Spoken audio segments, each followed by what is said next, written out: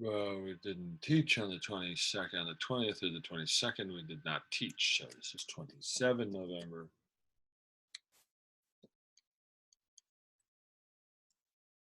This is 29 November.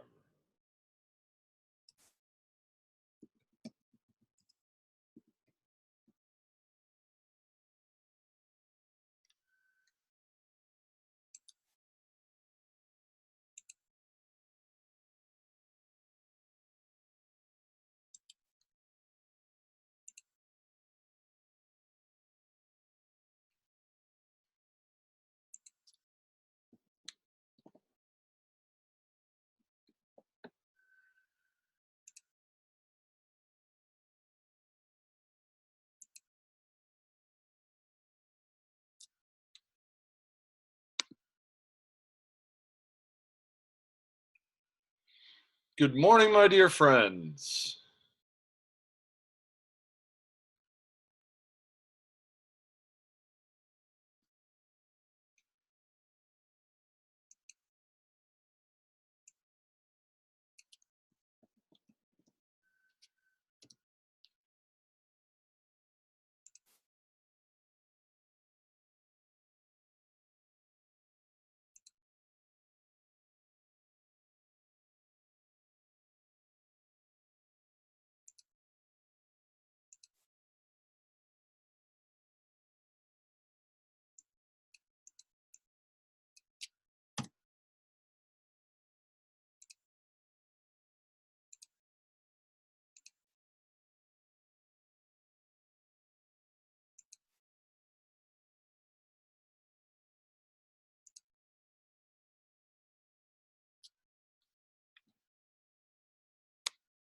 Please forgive my mild tardiness and for my current inattention. I'm trying to get something ready that I think you will be pleased that I took a moment to get ready.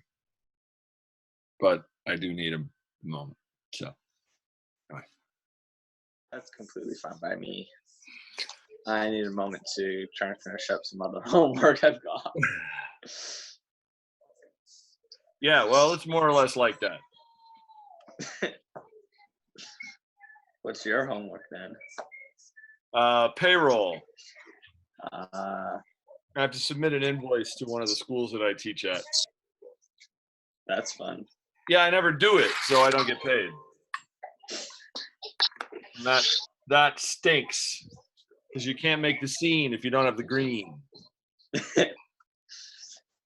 Yeah, if it were me, I think I wouldn't do anything unless I was getting paid.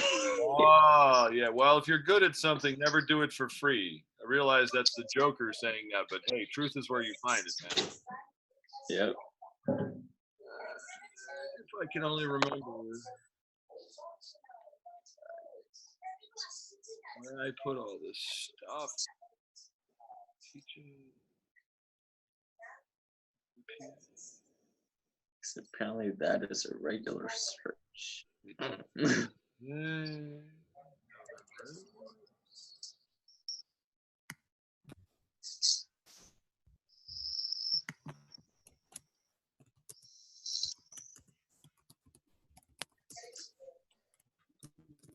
Okay.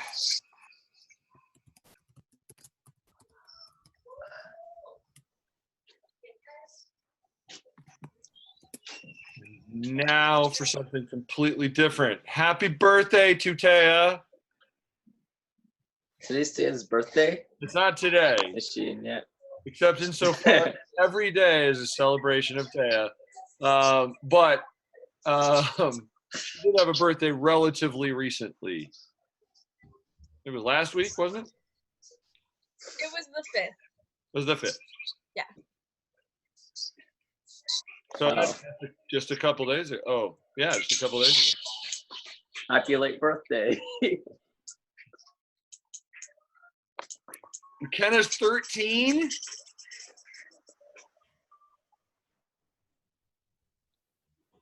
Kenna, you're 13. That's awesome. 13 is a wonderful age as long as you don't have triskaidekaphobia. Do you have triskaidekaphobia? Are you afflicted with this terrible malady? I don't know what that is. Anybody know what triskaidekaphobia is? I learned how to spell this the other day because this is like one of those words that they throw at you when you think you're a really good speller to prove that you're not nearly as good as you thought you were.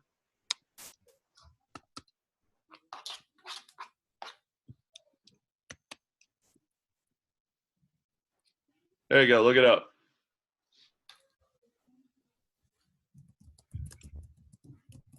Morning, Mighty Mighty Becks. Oh, Eliza's here.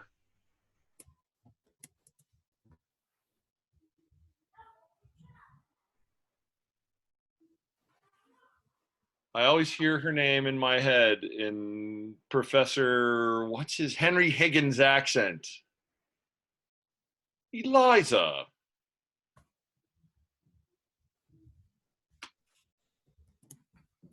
She's washing her hands. She's washing her hands. Well, that's a good thing to do. I would hate for anybody to come to this class with dirty hands.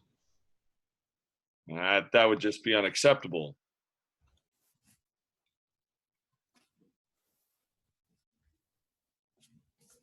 Rachel Lou, didn't you have a birthday too?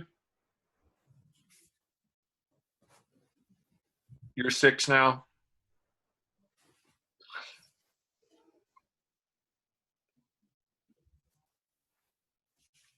I'm 11. Oh, 11. I knew it was one of those. Some number. That's a number. That works. It's fine. Oh my gosh. I need 8 more hours every day. And I do not have them. Let's see. Talk to the Egyptian gods. They might be able to help you. Sheesh, yeah. We've had conversations. They're out of favor at the moment. And so unable to assist me. We're not exactly simpatico at the moment. If you know what I mean. Mr. C, Yeah. I have a play practice starting at 10 today, so I'm not going to be consistently on. I will be on and listening as much as I can, but I'm going to be doing 2 things at once Well, for most of today's morning. fine. If you have to. Yeah, that's great. Look, I realize that you, generally speaking, do not consider yourselves to be adults, but I do.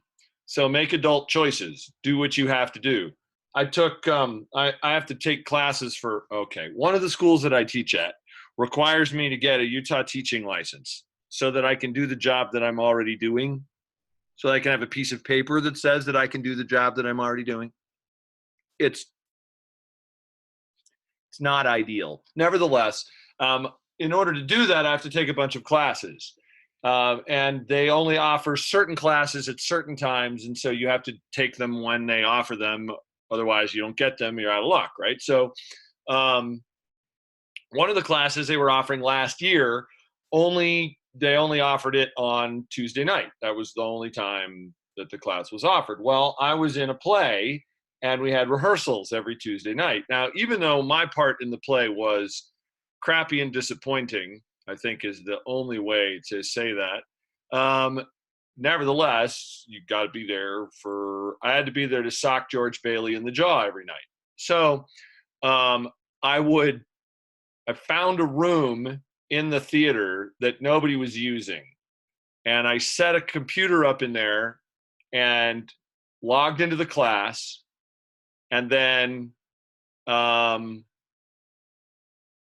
seriously, I would run in there, type in a comment, make a comment, whatever, so the teacher knew I was there, run back out, run onto the stage, sock George Bailey in the jaw, run back to the class, comment, so she thought I was there the whole time.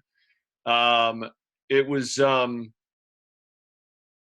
manic. It was crazy, but it worked, and I got an A. So I feel like it worked out.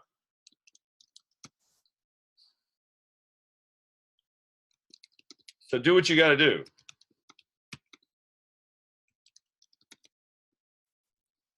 Thank you. I do not know my lines. I need to practice. Yes, well, when one does not know one's lines, one does need to practice, does one not? So, did you look up triskaidekaphobia? The fear of the number 13. Aha! I learned it from a TV show. And I have never forgotten it. And you've never forgotten it. That's good. I actually wrote down, can I find it? I can find it. Ha ha ha. Because when you learn something, you should always make sure that you keep learning it, or that you have, wait, that's not what I meant. But yet you don't forget that you learned it. Anasadephobia, apparently, according to one of my students in one of my other classes, is the fear that somewhere, somehow, a duck is watching you.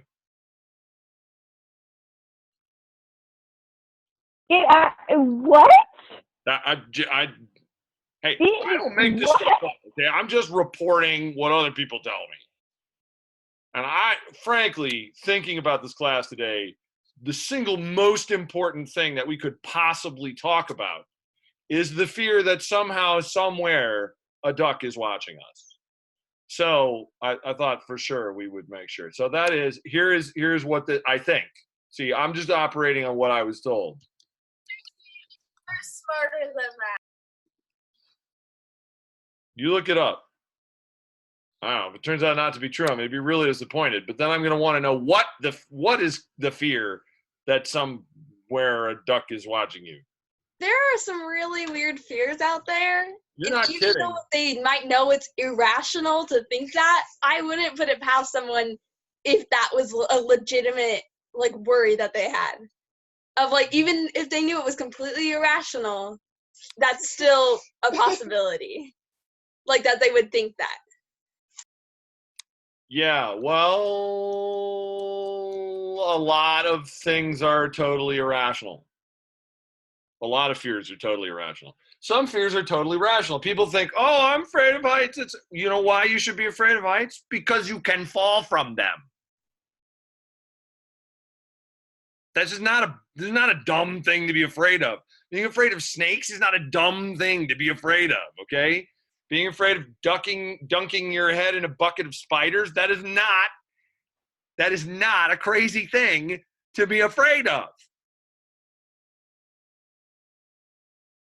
Being afraid that somewhere, somehow, a duck is watching you, that is not a crazy thing to be afraid of. Because if it's actually happening, you should be terrified.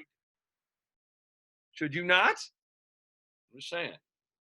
You should also be scared when you get to 1 year away from being 18. That's scary. Oh, yeah. No, absolutely. The fear of being 17 years old, which is, I don't know, Tyawolfophobia or something. I don't know. And that's I'm sure that's what that is. And it's Tyawolfophobia. I'm afraid of being a year away from being 18. Yeah, well, that's understandable. 18's kind of a big. The fear of being Mr. C's age. Now, when you get to my age, honey, you're not afraid of much. Any day could be the end. 1 foot in the grave already. Yeah. You know better than that. I'm gonna whoop you all. I still got it. I'm just saying. I still got it. Wherever we do our thing next time, if we have a basketball hoop, I will demonstrate to you that you need have no fear of being Mr. C's age. Even though I'm carrying around a titanium rod screwed to the bottom of my right leg. Yes. What have you to say? Does anybody have a fear of dolls? Oh, God, yes. I kind of do, because I had this weird, really, really creepy dream where I put makeup on my doll, and then the doll came alive to life and started trying to murder everyone in my family. Yeah. Well, now, I believe that was a popular movie at one point. Just, yeah, like that doll. Yeah, that one right there. That's the one that came alive and started to murder her family. That's the one. I have a fear of mirrors at night, but only at night. Well, that's reasonable. You can't get sucked into a mirror during the day, but it could happen at night and then spend all your time in a reverse world. Well, I'm not afraid of getting sucked into the mirror so much as like seeing something in the mirror I don't want to see. You walk past a mirror and there's a person there all of a sudden, and there's not. Yeah. Uh-huh. I'd Yeah. rather just die and not see.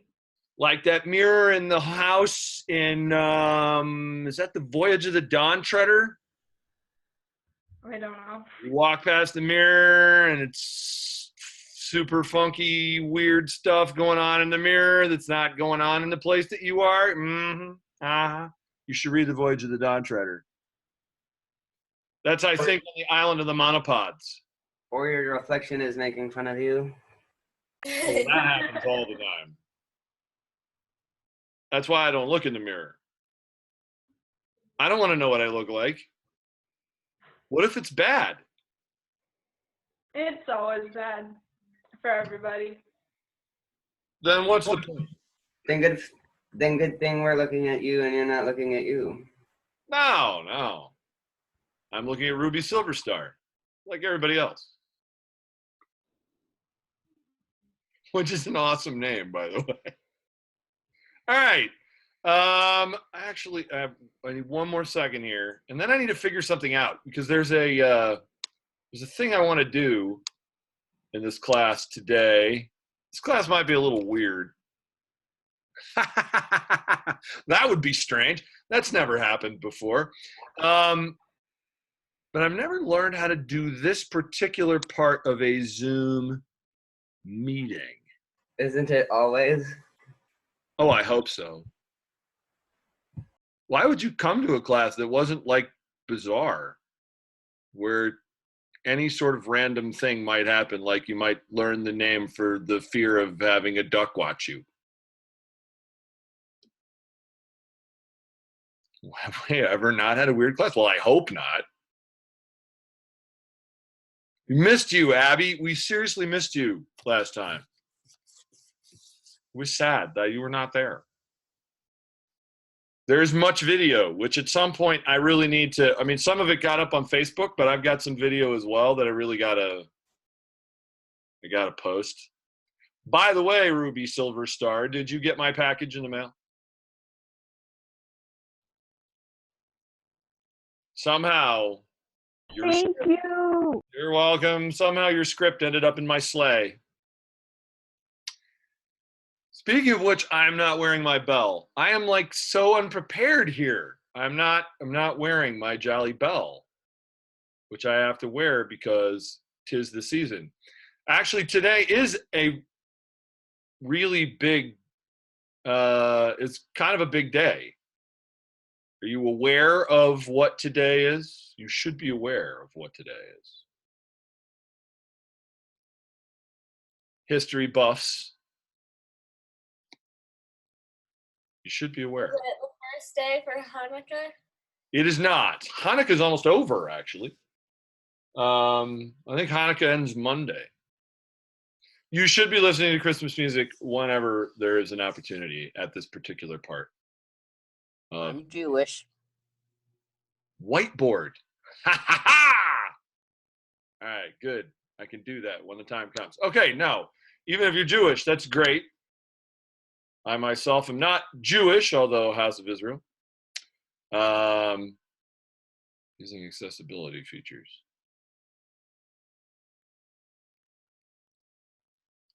What? Go away.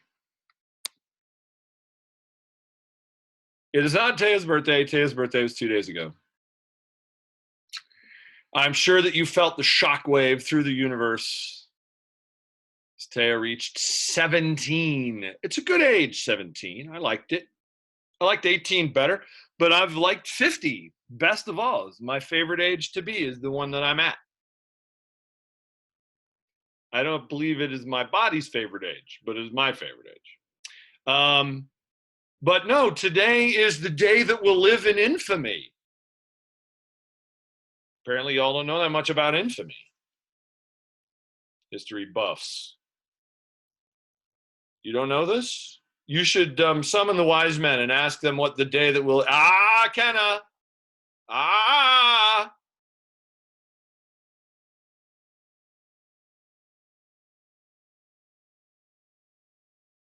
Sorry, I need to turn my mic on. Is it National Pearl Harbor Remembrance Day? It's Pearl Harbor Day. Which is not exactly like a day that you'd like celebrate. Yes, let's all celebrate by drowning. Yeah, that's not, yeah. That would be actually sadly hilarious to come up with a set of holiday celebrations for Pearl Harbor Day.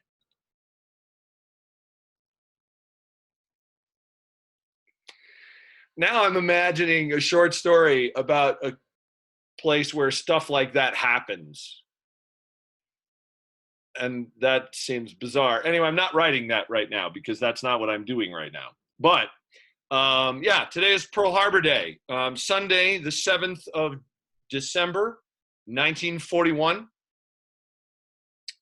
Vast numbers of Japanese aircraft bombed the naval base at Pearl Harbor in Hawaii and killed a couple thousand men, sank 7 battleships, severely degraded the operational capacity of the Pacific Fleet, and not more or less, absolutely pushed the United States into World War II. Yes, I see that, Jetty. Up until that point, the war had raged in Europe. France had fallen. We were in the middle of the Battle of Britain, where, for those who are familiar with a couple of great movies that came out, is it this year? Might even be this year. Dunkirk is one of them. And the other one is Darkest Hour. You should see Darkest Hour. Like, you should absolutely see Darkest Hour. I don't know why they do it during December, but Darkest Hour is a fantastic movie. One of the best historical films I've ever seen. Dunkirk is very good, sort of weirdly avant-garde, but also referencing the same time period. So at this point on today, let's see, that would be 77 years ago. You've seen it, Isaac? Cool film. It was a really cool film. But Darkest Night is even better, or Darkest Hour is even better. I've heard of them. Yeah, terrific films. Oh, wait. I'll go back to being jolly in a minute, but this is not a super jolly topic. Anyway, terrific films, and so 77 years ago today was about as dark an hour for liberty in the world as there's ever been. Nazi Germany was knocking on the doors of Stalingrad, and really one good solid push away from destroying the Soviet Union and being able to turn its entire military might toward. Except for General Winter. Yeah, well, yeah, we'll talk about that in a second. Russia's most famous and most successful general. But Britain was under siege and about to collapse. I mean, the British collapse was imminent, and America was still sitting the war out. not wanting to get involved. And then the Japanese bombed Pearl Harbor, and all of a sudden everybody went from we should stay out of the war to hyper war fever in about 24 hours. And the U.S. ramped up its military production, and pretty much at that point the war was over, because nobody could compete with the military production that the United States could, the economic production and the manpower that the United States could put in the field. It took a long time, still took another 3 years to finally end it, but 3.5 years. Oh man, that's cool. Alan, that's awesome. I didn't know that. That's great. Alan, by the way, is our Utah class, all by his little lonesome. Everybody say hi to Alan. That's awesome.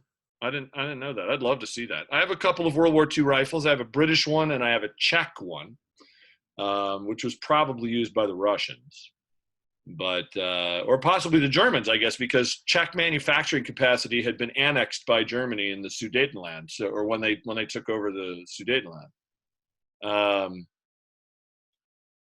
You have 3 grandpas that fought in World War II? How do you have 3 grandpas? I only got 2. Well, we started with modern history because it's Pearl Harbor Day, and it's worth remembering. If the day will live in infamy, then we should probably remember the infamy. The bombing of Pearl Harbor took place a couple of hours before the formal Japanese declaration of war was presented in Washington, D.C. And anyway, it's worth remembering. It's worth. There are many great movies about, for those of you who are looking for a quick and dirty on Pearl Harbor. There's lots and lots of YouTube video, but there are many great movies about Pearl Harbor. But the very best one, in terms of its historical accuracy, is a movie called Tora, Tora, Tora.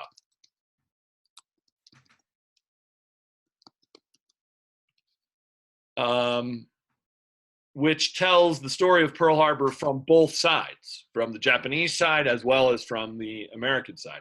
There's a modern movie called Pearl Harbor, relatively modern. Yeah, Thabby?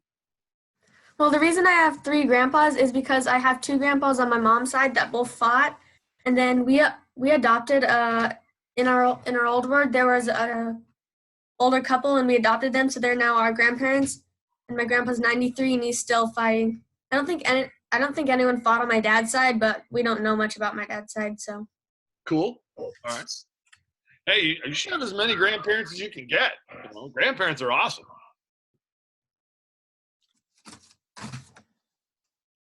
So anyway, I can't really recommend the modern-ish movie Pearl Harbor, although it is the first starring role for a terrific actor named Cuba Gooding, and also stars the luminous Kate Beckinsale at her absolute most gorgeous best, as well as some other people, some of whom can actually act, although a lot of them really can't. And it's super hyper melodramatic and weepy and... Mr. C?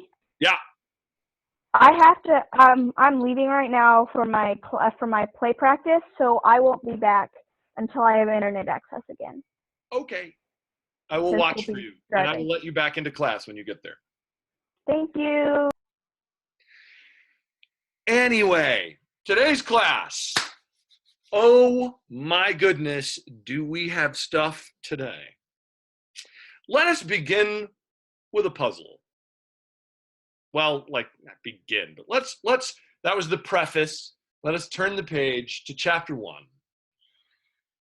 Merry Christmas to all of you. Mr. C must put on the bell. Can you still hear the bell, children? I can. Hey, Kenna, I know my Polar Express, okay? In fact, okay, since she's gone, I'll tell you a funny story. Okay, so Elizabeth, in our last thing. She was trying to memorize stuff from her script, right? Well, I get home from the trip and I unpack my crate with all my gear in it, and in the bottom of it is Elizabeth's script. I have no idea how it ended up there, but the crate, I have Elizabeth's script in the bottom of my crate. So I sent it back to her, and I put a note in it that said, "Better fix the hole in that pocket, Mr. C." It was one of my prouder correspondent moments. I thought I would share that with you. 'Tis the season, after all. So anyway, today I want to start with a puzzle. So I'm going to share a whiteboard here and hope that I can make this work. Text.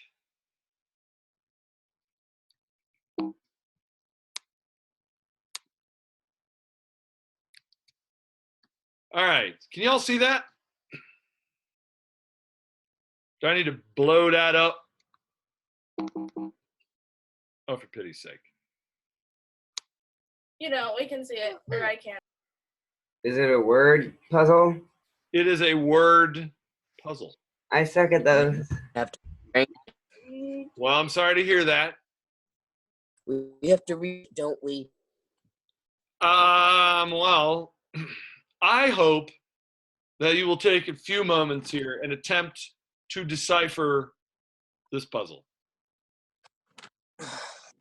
Is it a famous saying that someone said?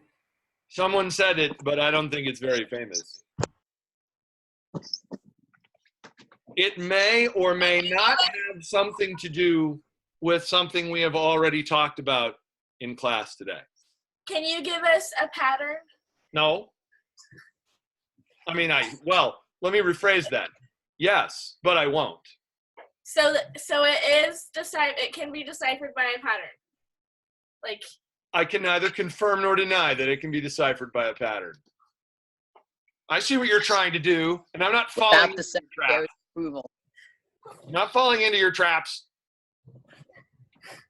Is this even English? That's a very good question. Because, like, No. unless you have to jumble every single letter together, the individual, like, words don't make sense. Like, they can't be unscrambled just You within. do gotta jumble them together. That is true. That is fascinating, isn't it? That you have identified one of the key problems in cryptography. Well done. Maybe we need to. okay, can I ask something? Yes. Okay, are they like scrambled up randomly, or are they like together in their own word groups? Like, is one word all of the letters in that? And now you have identified another one of the great problems in cryptography. Well done. Yes, you guys are really good at this. Can But it be translated into English? All right. I will. All right. You're killing me here, but all right. Yes, this is English. I'll give you that. Okay, so now what's the words?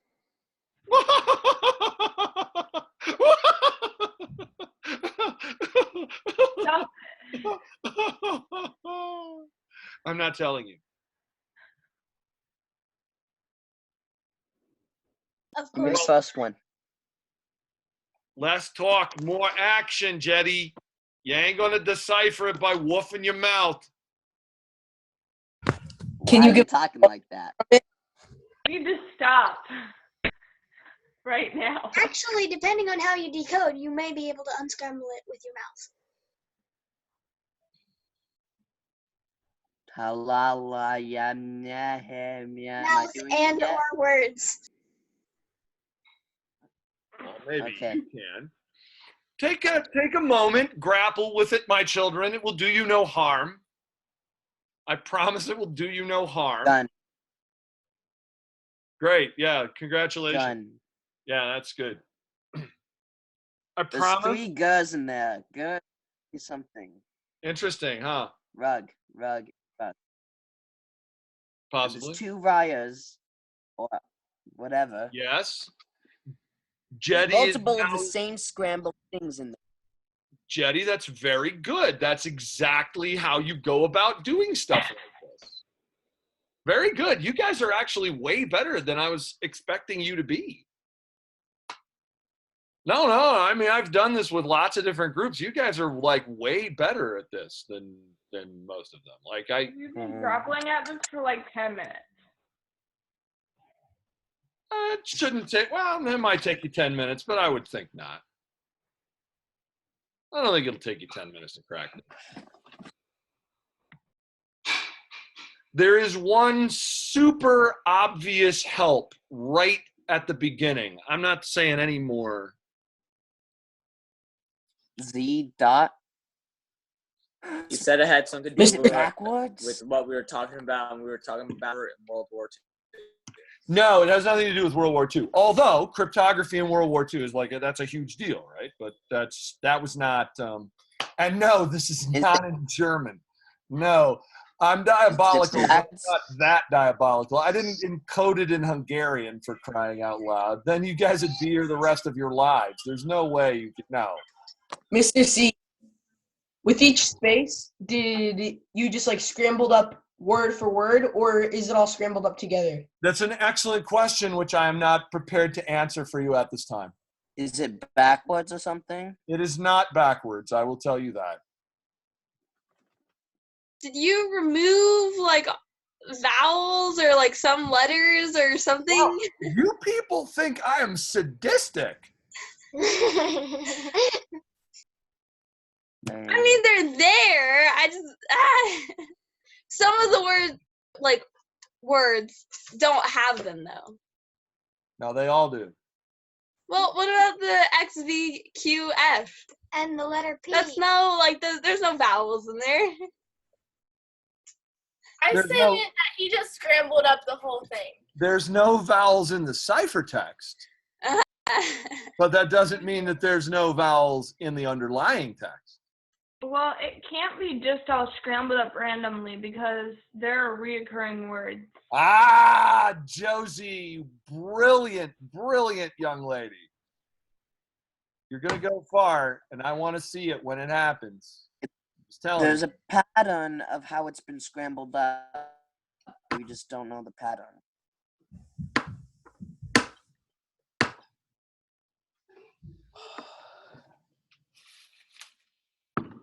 I'm going to putter around and do a figure couple out- things.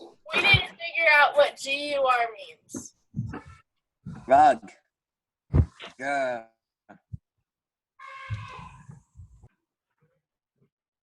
Ooh, you figured it out. You just have to think about it. Isaac, I'm glad. I'm sad that Copeland's not here because Copeland would have eaten this up. But he's a weird dude anyway. Like, he's a little bit, different. Different is good, but he would have eaten this up. I'm different. Yeah, that's true.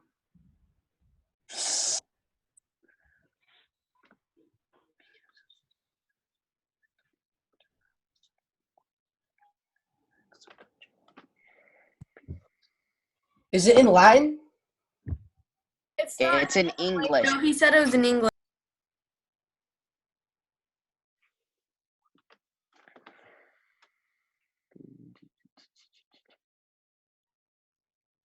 Since everything is silent, I can talk.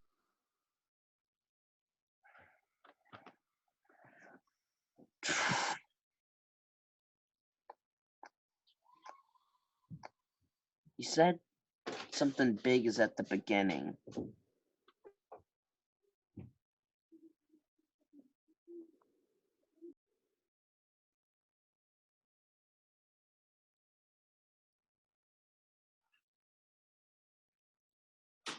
Hey guys, could it be a scripture and like the Z and the E like are a number or something, and then the rest is the verse?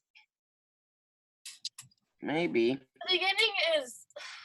I'm not saying this is like relevant, but He said it's I take something. into consideration that there's at the beginning it's ZE, which backwards is easy, which is easy. Nope. He said it's something that we've already talked about.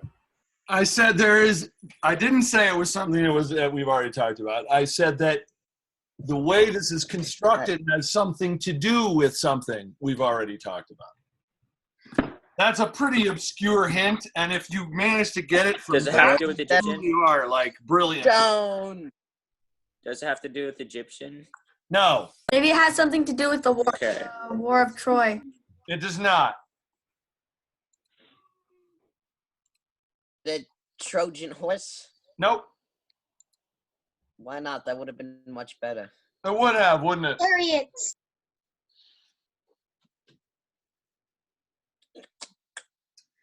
All right, let's go through this a little bit and see if I can help you figure out how basic cryptography works.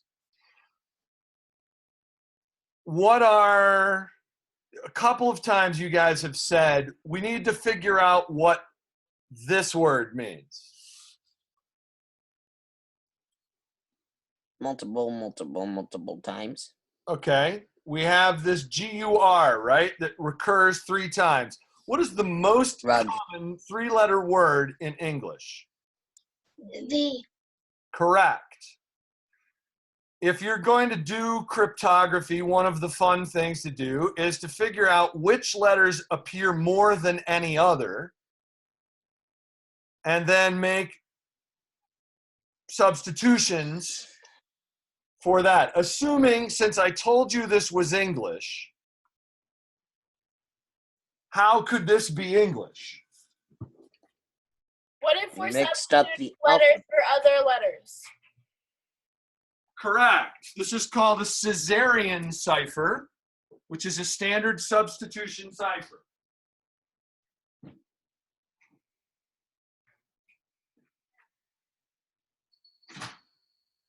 So now we know, or at least suspect, that R could mean E, and that. It could. What you got to do is you got to try it. Jumbled up the alphabet. You got to try it Hey, and see if that helps you.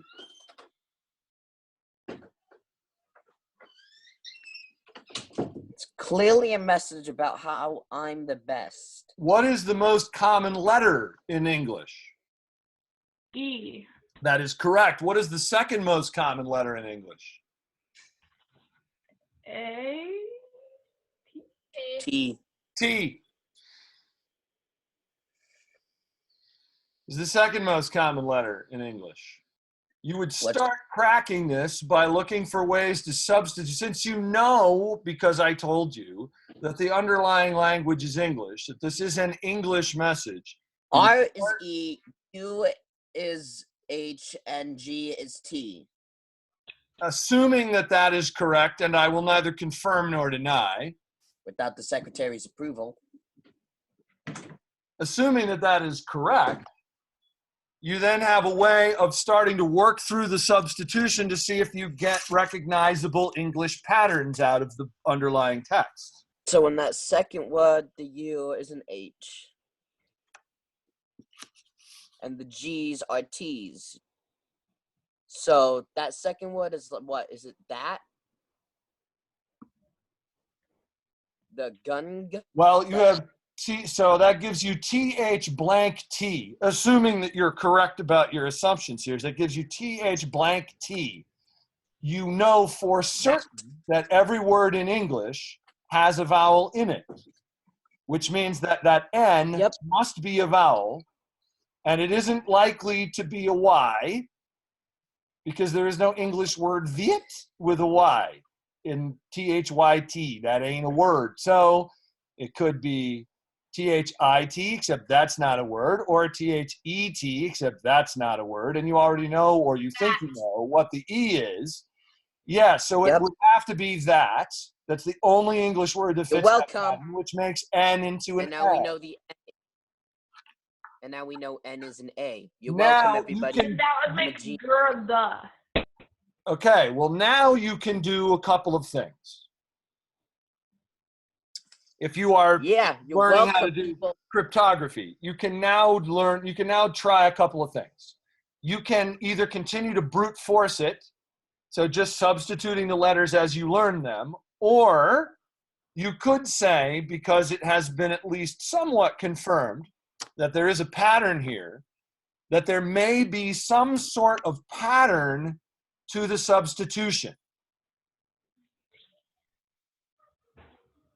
I will tell you that there is a pattern to the substitution, and that pattern has something to do with something that we talked about earlier in the class. Just for a very brief moment, before we got onto the fear of ducks watching you. I was not here then, so my genius brain could not be at work. Sorry, guys. Well, that's too bad. But if you brute force it, you will be able to get it. But even if you don't brute force it, there's a pretty good chance if you go for the actual for a cipher crack that could decode the entire thing in one shot. That's a little different. I'll tell you what that is in a minute, but not right now. The word N-E-R must be no, not and. R. Okay. Where is that? It's right before one of the girls. Or the. Oh, yeah. Right in the middle. Okay. Now we know E is R. There. And now you're starting to get a number of the key letters, which should let you. So if E is R and R is E, those are switched. I'll tell you this too. This is another thing that you would, if you were really doing this as a cipher crack and you were really doing this as cryptologists, you would try to see in the text things that would be familiar. You would look for, if you knew who sent the message or who was receiving the message, you would look for names. And I will tell you that there are 2 proper nouns in this text. You're evil.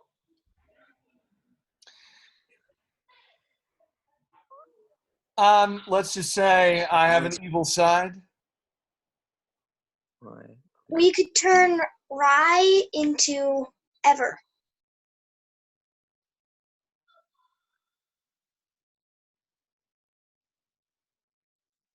You could, couldn't you? V's don't help. I'm trying to think of. Sorry, Vivian. And your name, no, is not in the text. No. So you can't use that. Or in the R-I-R-E, it could be like fire or something. But someone's name is in the text. Mr. C. I didn't say anything about that. I can neither confirm nor deny. But it is true. I can neither confirm nor deny. What part of that is hard to Tell understand? by the look on Beginning your part is face. Mr. C. See? Yeah. 2 letters, then E. It's Mr. C. You're welcome. I gotta say, you guys are really pretty good at this. I'm thinking about the pattern here. You should. Because E is R and R is E. Does that mean 2 letters were switched and that's the pattern? No.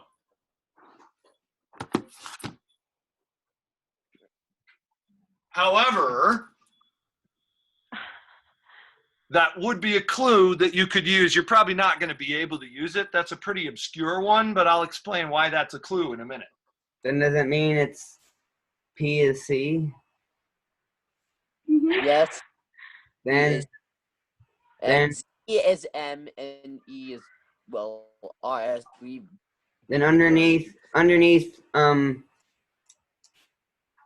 Mr. C, I guess, there's a PUBBY. It could be Cubby. I don't know. And then cut those letters off. Or, I don't know. Well, U is H.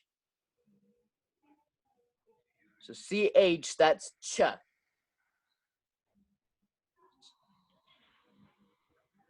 So the PU is ch, like CH. Chubby. Wait, what was G again? Was that GST. G is T. then U is what was U again? H. U is H. We already figured out the gung one. I think it's that. No, we figured it out. Why do you keep moving your TV? Yes, it is. Well, I need a second monitor. So Okay. give it a minute while you guys were fooling around with this. Okay. So I'm repositioning things. Probably a mistake. I should probably reposition myself rather than If There's also R guys, I R if E A twice. Now you're if rolling. A is N, Now you're rolling. if A is N, then the VA, I'm guessing V must be I. So Wait, VA what is must be N. I? VA is probably N because A equals N. Wait, how does A equal N? Because we found that before. So basically, it's just the opposites. G equals T, T equals G, U equals H, H equals U, R equals E, E equals R. It's my theory. It's an interesting I'm theory. writing it all down. Which means V is I and I is V.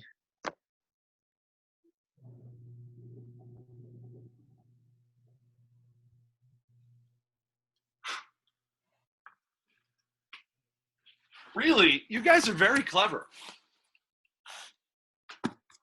Which is Raya, Z equals whatever M. that is ever. We figured out the pattern. You guys are really very clever. I'm impressed. My big brain. You're saying clever, but are we close? Sounds Well, to me we've like you're pretty close. cracked the pattern. Sounds to me like you're pretty close. I've cracked the pattern for you guys. You're welcome. Yes, you're very good, Jetty. Thank you.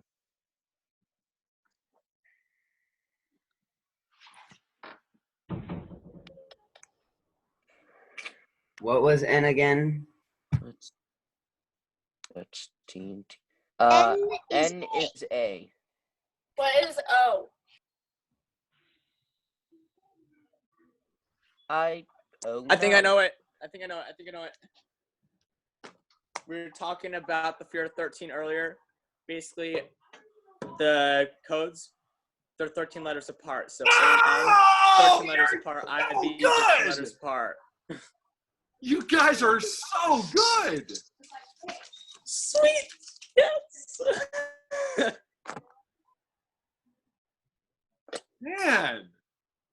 Sheba boys at work. You mean me at work, Jetty? Fellas.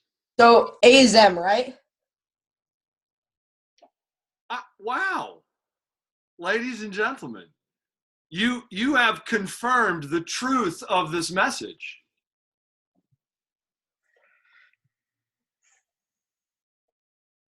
$13. You have confirmed the truth of this message. Is it about how we're the best? Well, you'll have to decode it. Or, no, wait, you'll have to decipher it. It's not a code. O It's is Well, probably yeah, but that's my theory. So, It's a good theory. okay. Mr. C's class is the best. Well, that doesn't match up with the text there. I don't know. Mr. C something that the something are. Well, that's very helpful, Jenny. Well, No problem. Mr. C's the something. Yes, good. That's great. You're a genius. No problem. Are they 13 letters apart, going down from what the letter was, or going up? Here's the cute part. Either way, there's 26 letters in the alphabet. So it doesn't matter which direction you go. Mr. C believes that. Let's see, what was that again? That the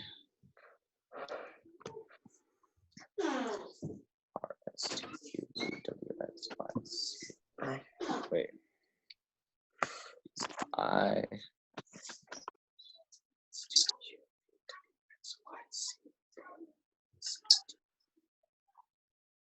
So D equals Q, Q equals D. That D A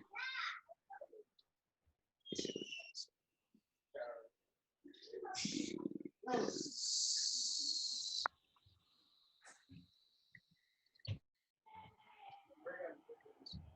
E equals MC squared. D E No. F H I J K Quick L maths. M N O. No. Oh, Mr. C believes that Idaho. Let's see.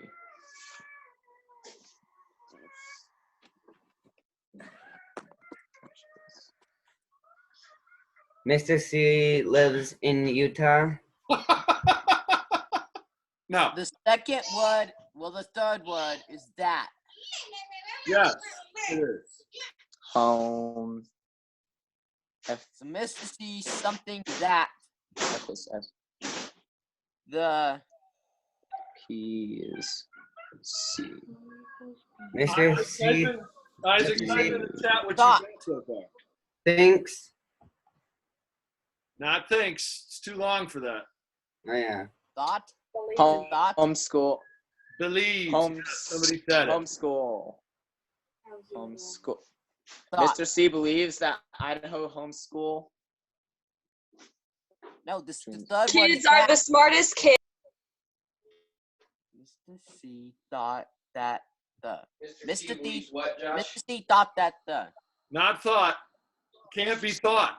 You already know what the T is, and those letters are not represented there. It's not thought. Mr. C believes what? At this point, I'm trying to just make sense of words. Mr. C something that the. Somebody had most of it, or maybe all of it. I couldn't tell who it was, but there was a female who had most of it, or possibly all of it. Thinks. No, it's not thinks. It can't be thinks. You already know what the T is, and that's not there. I got it. Observed. Wait, Taya, can you repeat what you just said? You are. Did I tell you that had 95% of it?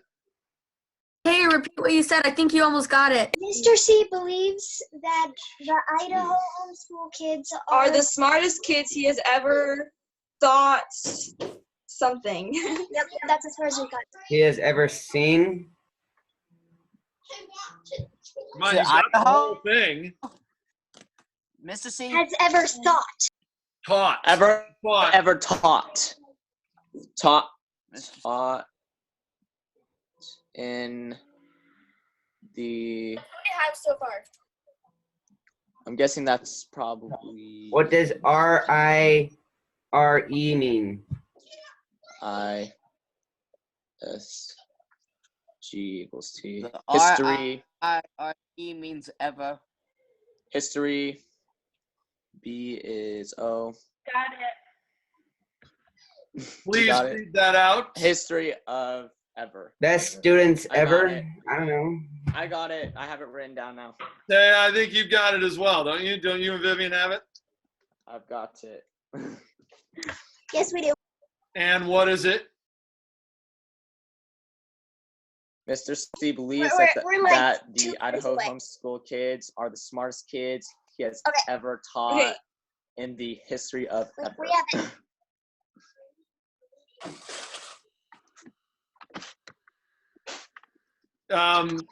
Viv, type that in the chat, will you? So that everybody's got it. All right. While she's doing that, why was this hard? Because I didn't know cryptology. Okay, you're not cryptographers. My dad, this tells you a lot about why I am the way I am.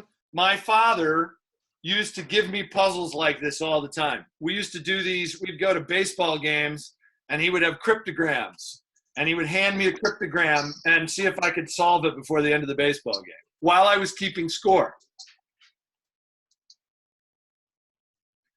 Sometimes I could, sometimes I couldn't, but I learned some basic things about how you do this. I learned about substitution ciphers. This is a standard substitution cipher, but it is also known as a Caesarean cipher. Why would it be called a Caesarean cipher?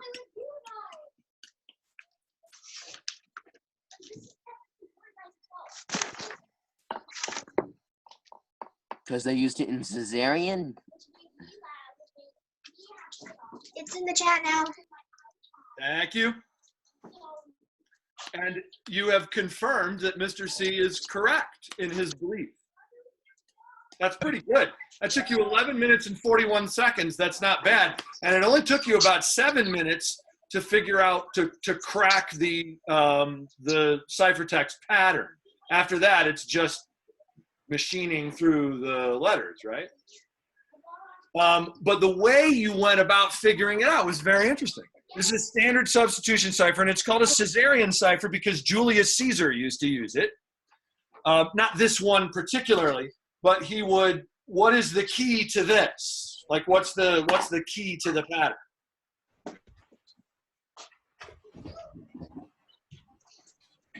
The 13 letters apart.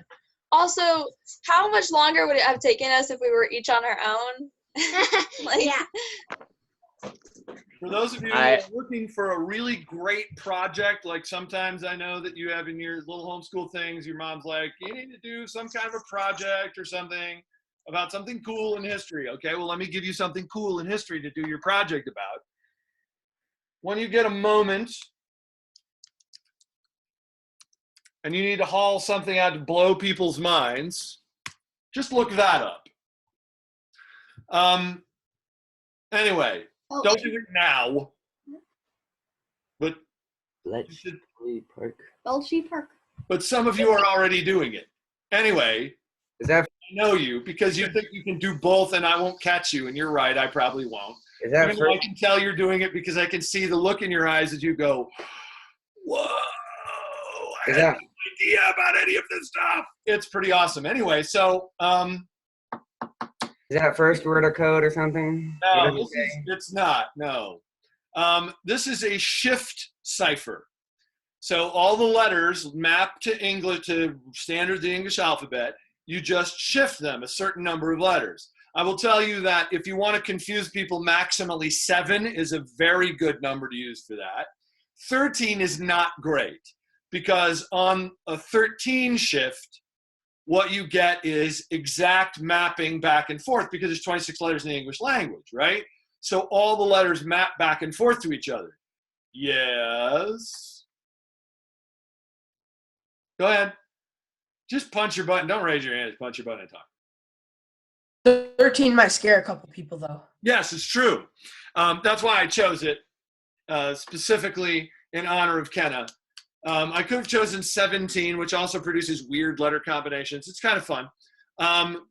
What happens if you shift it only just a few letters, like 3 or 4, is that you pull all of the X's and V's and the Y's and stuff we hardly ever use, and all of a sudden they're scattered all through the text. And it looks really weird, and people don't even know if it's English, and they're all like freaking out, like at the beginning, a lot of you were doing, like, is this even English? Yes, well, okay. It's a standard shift cipher, okay? You knew, because I told you, that the underlying language was English. How much more difficult would it have been if you didn't know that? A lot. Yeah, not impossible, but it's going to take a lot longer than 11 minutes. Like, you have to then go through the top most, like, used languages, and then you have to think about, okay, where did we get this from? And in this context, if he hadn't anything, then we might not have known where. And honestly, Mr. C would have used some, like, weird abstract language if he had done it in something else. Since Mr. C is fluent in Hungarian, he probably would have used Hungarian, and at that point, you would never have been able to crack it. And I mean, literally never. You would never be able to, you would never have gotten it. Here's another fun thing you can do. This is cipher. But since we're talking about being diabolical and cruel to people, and some of you have let's just say, veins of cruelty that run through your makeup, your psychological makeup. Oh, yeah. Again, back to World War II. The uncrackable code in World War II was not the Enigma code, which is what the Germans used, because that was mapping to German. It was the code talker code used by the American troops in World War II in the Pacific Theater, in which they had Navajo. Here's how diabolical this is.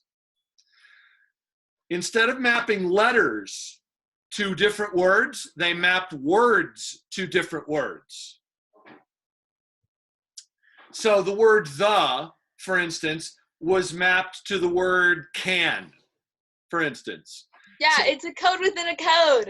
Yeah, so the code text was all English words, but they didn't mean anything because when you read them out, they didn't mean anything. Like, it was gibberish English, except that the word can really meant the word the, and the word stop really meant the word ship, and so on. So if you had the code, you could break it. But then, to prevent that from happening, they had Navajo code talkers say the cipher text, say the code text back and forth to each other in Navajo.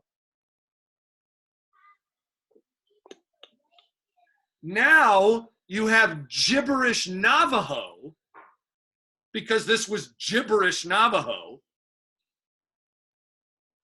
that maps to gibberish English that then maps to an underlying code that lets you decode the message.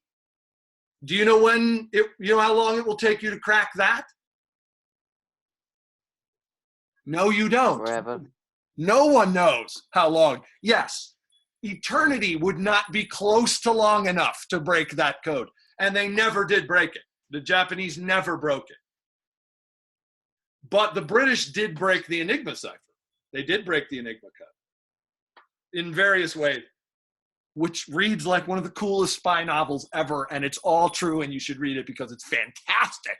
Anyway, why am I talking about all of this stuff when we're supposed to be talking about Greek civilization? We're talking about Minoan Crete. Why? Children, I will tell you why. Because there is a language from Minoan Crete written in the palace of King Minos itself that has never been decoded. It is called Linear A. I decoded that. Oh, well, you should let someone know you're going to win a Nobel Prize. Congratulations. Linear A. Oh, thanks. I can show you an example of what Linear A looks like. Oh, I should just use that. I'll just use that. No. Linear A. images, image. And where's my screen share thing? Share the screen. Sure.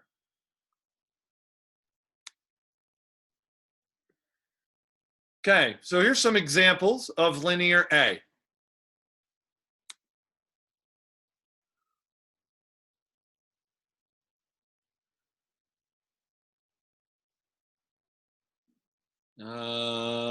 Is this one good? Yeah, this one's probably good.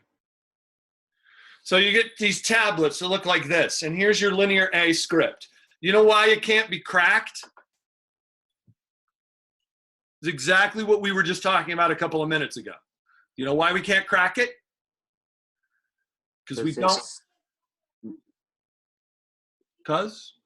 You could crack the stone. Yeah. We don't know the code. The problem is we don't know what language this is. We don't know what it is. Remember that even your regular, even writing, okay, you're right, you think of this, you take this for granted, right?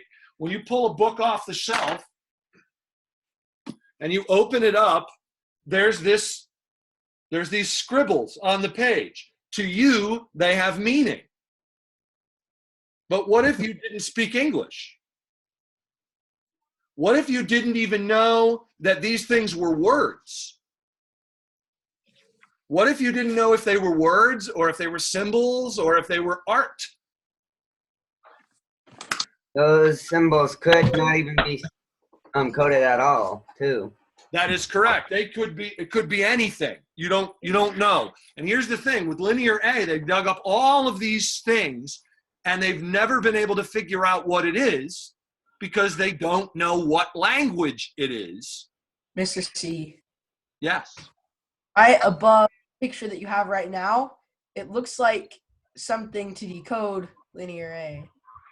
Right above. Yeah, they actually have, I mean, these are people's guesses. Here's some guesses. But it doesn't do any good.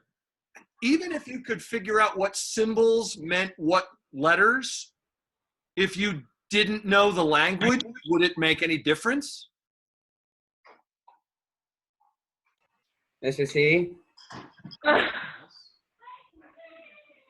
We just finished watching like a video. It's called like the Knights of the Holy Grail or something. And they found like a stone in the ground, and then they had to like decode it and stuff. Right. And it probably decoded to Latin. Yeah. Yeah.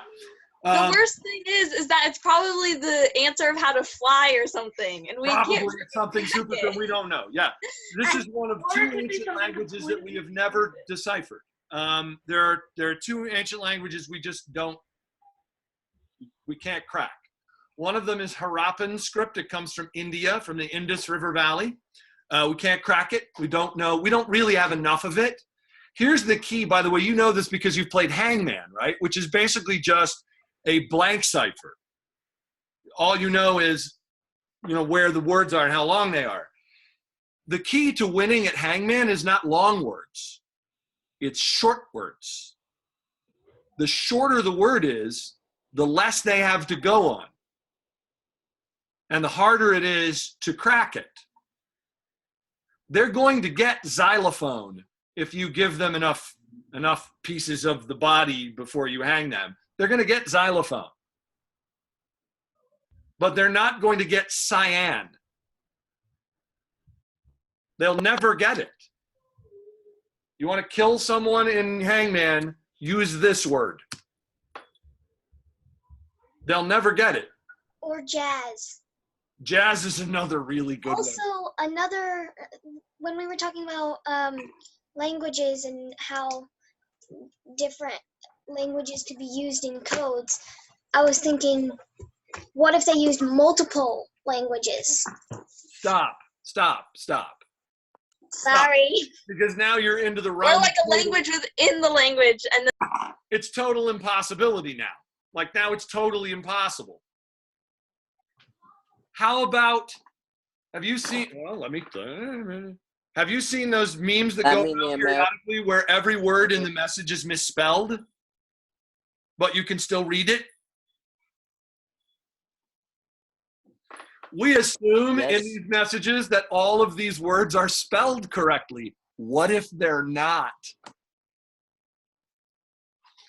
Then you take out your vowels, which you don't really need anyway, and then you get rid of the spaces between the words and make everything random block sizes. 3 letters, 8 letters, 4 letters, whatever. Yeah, it's unless you know what the person who encoded it did, you can't break it. You can't. It's not possible. Mr. C. Mr. C. Yes. Mr. C. Yes. Someone just walked behind you. Well, no, they didn't. There's nobody here. Yeah, they did. Not anymore. Oh, I'm sorry. The duck is watching you. The duck. Occasionally, some of the elves have to come up from the workshop to check things on the ledger. Don't pay any attention to them. It's a busy time here. Okay. What? They realized that was the duck. North Pole. It's not a duck. It's not a duck. There are no ducks watching. you So it's afraid a of ducks? goose. There are no ducks watching me. All right. But what if So there it's a are? goose. It's in your tree. And it has a goose. Okay. So now I have to tell you a story. And this actually goes to Minoan Crete as well. And this is a story you've never heard because nobody's ever heard this story. But not nobody, but essentially nobody. We've never been able to crack the code for Minoan Crete, but we have cracked Linear B. It's a different kind of script. I'll look up Linear B here while I'm telling you the story. And then comes the very strange tale. The very strange tale of Michael Ventris. Once upon a time, Wait. there was a young man living in England. He was born in 1922. So we're just gonna keep revisiting World War II like all the way through the whole class today. I don't know why, but there's all these weird parallels and things keep getting wrapped back up in that stuff. Anyway, so Michael Ventris was probably a genius.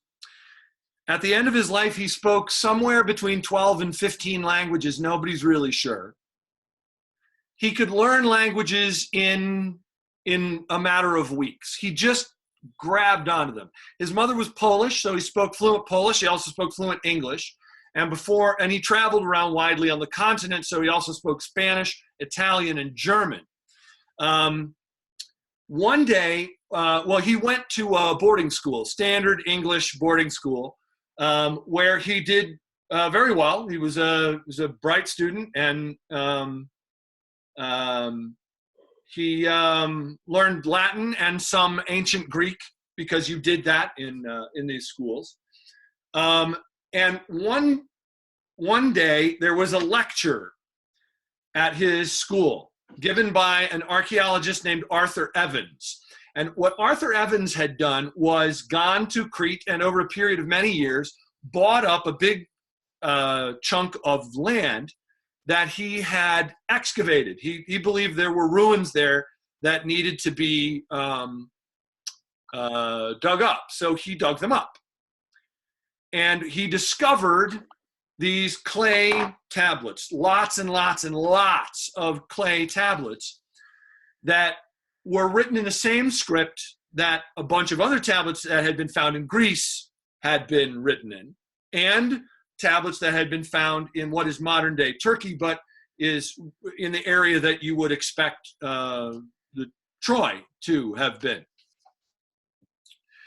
But he couldn't decipher them. He had been trying to figure out what these tablets meant. Couldn't dig it up. Couldn't figure it out.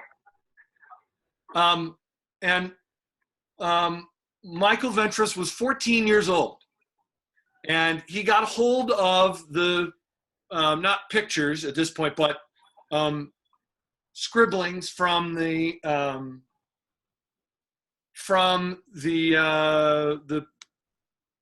tablets that had been unearthed, and he kept them with him pretty much for the rest of his life. From the time he was 14 years old, he was working on these things and trying to figure out how they worked and what they were and to break them down. He was a bomber navigator in World War II, and but he was even then there were weird things going on. So he's a bomber navigator, but he spent a lot of his free time learning Russian. Nobody knows why. When the war ended, he joined the war in 42, and when the war ended, he spent the rest of his tour of duty in Germany, in the partitioned zones of Germany, where he was super useful because he spoke Russian. No one knows why he learned Russian, and nobody knows what he was doing there either. The British military records do not have any record of his having been there. They don't have him attached to any particular company. They don't have him, even in the declassified spy records, they don't have any record of him. Nobody knows why he was there or what he was doing.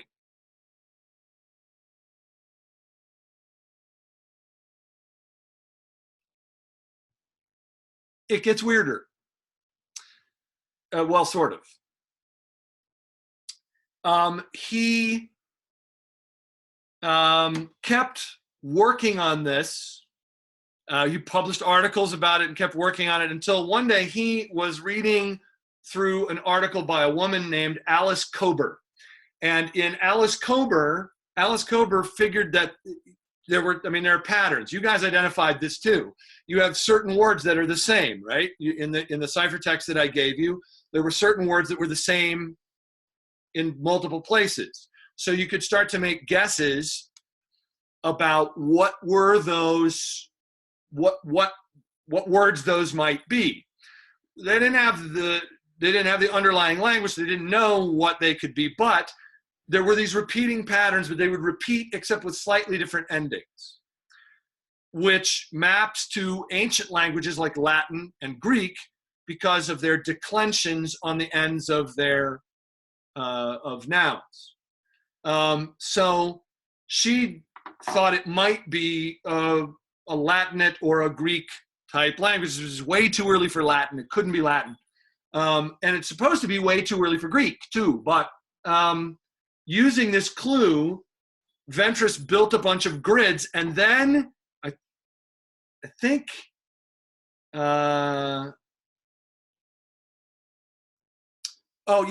so when he was going through this one day, he noticed that in the tablets that came from Crete, there were certain words that never appeared in any of the other texts. There were certain letter combinations, which he thought were words, that appeared in the Cretan tablets but never appeared in any of the others. So his guess was that was a place name, that those would be place names on the island of Crete. So then he guessed. He just said, okay, if this word is Minos, then that means this word is, and all of a sudden, he started to be able to fill in what the words meant. Turns out it was ancient Greek. These were actually the underlying sounds of the symbols. And here's some of the symbols.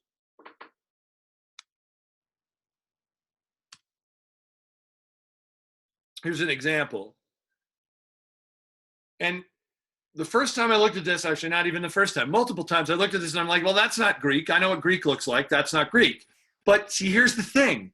Speaking of being diabolical, why does that not make the same sound? Why does an A make an A sound?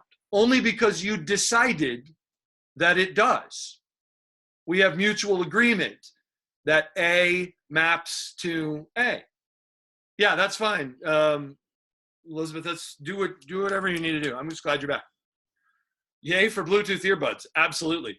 So Why does A say A? It only says it because we've decided that it said that. What if we had a cross, like, like the Red Cross or whatever? What if that cross made the A sound? Why couldn't that be true? Then it would still be the English language. It would just be a completely different set of symbols to represent English words. Now you have what's known as a code. This is a code. It's not written in code. This was their writing system. But nobody knew that. They didn't know what the symbols sounded like. Well, once you get the sounds, now it's ancient Greek, and now you can figure it out. And so he figured it out. Published a bunch of articles. And then one night he's driving around at night and he slams his car into the back of a truck and dies instantly. 34 years old. Just gone. He was not drunk. There was nothing wrong with his car. He wasn't going too fast as far as anybody can tell. He just drove his car into the back of a truck and died instantly. I'm telling Maybe you, there was something in there. Michael Ventris is one seriously weird dude. There's a Maybe there was some. whole lot of stuff about this guy that we don't know, and we will never know. But he's the guy who cracked Linear B, which gave us the ability to learn about Minoan civilization. How many of you know your Theseus myths? The whole branch of mythology that's just about Theseus. How many of you know these? You know your Theseus myth? Do you know the Theseus myth of Procrustes? Oh, are we in for fun today? I'm so excited. Once upon a time, in a kingdom far away, there lived a king and his queen. And one day, the wise man in the neighboring area comes to the king and says, "Your Majesty, your wife is pregnant with a boy." And the king is shocked. "How did you know this?" says the king. "Well, I'm a prophet," says the prophet. "And so I know all sorts of things. And unfortunately, I'm here to tell you that this son will grow up to be the destruction of his father." Mr. C. What? Like Did usual. this dad eat? Well, that seems to be happening a lot in the mythology. So did he eat his offspring as well What are you talking in this about? story? No. This is... He said, "Oh, he had a child, and so I No. assumed he was just gonna." What are you talking about? This is entirely fictional. Any relationship the person's living or dead is entirely coincidental. Okay, so yes, I know you think you've heard this story before. This is a completely different... No, it's all the same story. But, okay. They all start out with the son that killed the father, and This time the guy. father does not have his son killed. He seems to be a fairly decent guy. This is a variation on the story. The gods are going to be mad. Right, sure, whatever. Anyway, so but he does give the boy to some shepherds in a neighboring kingdom and say, "Here, raise this child." But I'm going to place my sword and a pair of sandals underneath a giant rock, and like a giant rock. And you need to tell this young man that there is a great treasure under this rock, and every year he is to come out and try to lift the rock to get the treasure. So the shepherds do this, and every year the young boy, whose name is Theseus, goes out and attempts to lift the rock, and he can't lift it because it's too big, and can't lift it because it's too big. And then the rest of the year, because it's driving him crazy, he works out all the time. He lifts sheep, cattle, small buildings, whatever, to become enormously strong so that one year he'll be, and then one year he's 17 or 18 years old. He goes out and he wraps his arms around the rock, and he strains, and he pulls on the rock, and he lifts it from the ground, and underneath is a sword and a pair of sandals. And he's like, "What the heck is this? This isn't much of a treasure."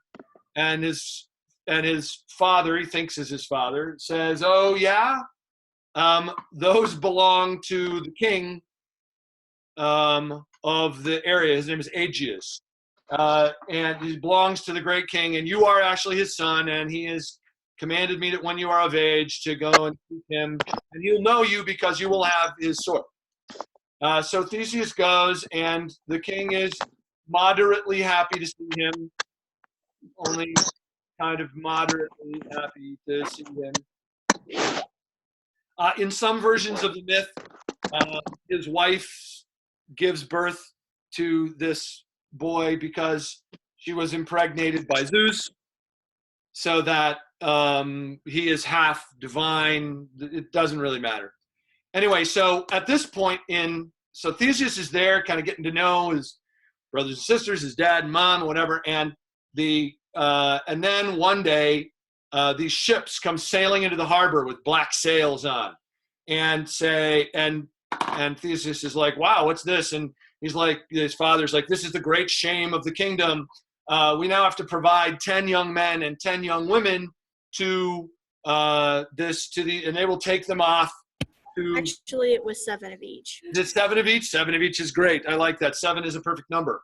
So it doesn't matter the number, but 7 is better. So let's use 7.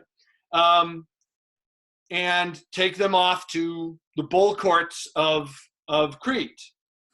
Now, those of you who are very smart and also well-read in modern literature, does that sound like something to you that you may have read or possibly seen a movie about relatively recently?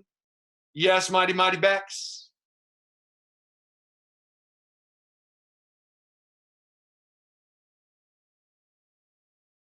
Is it like where they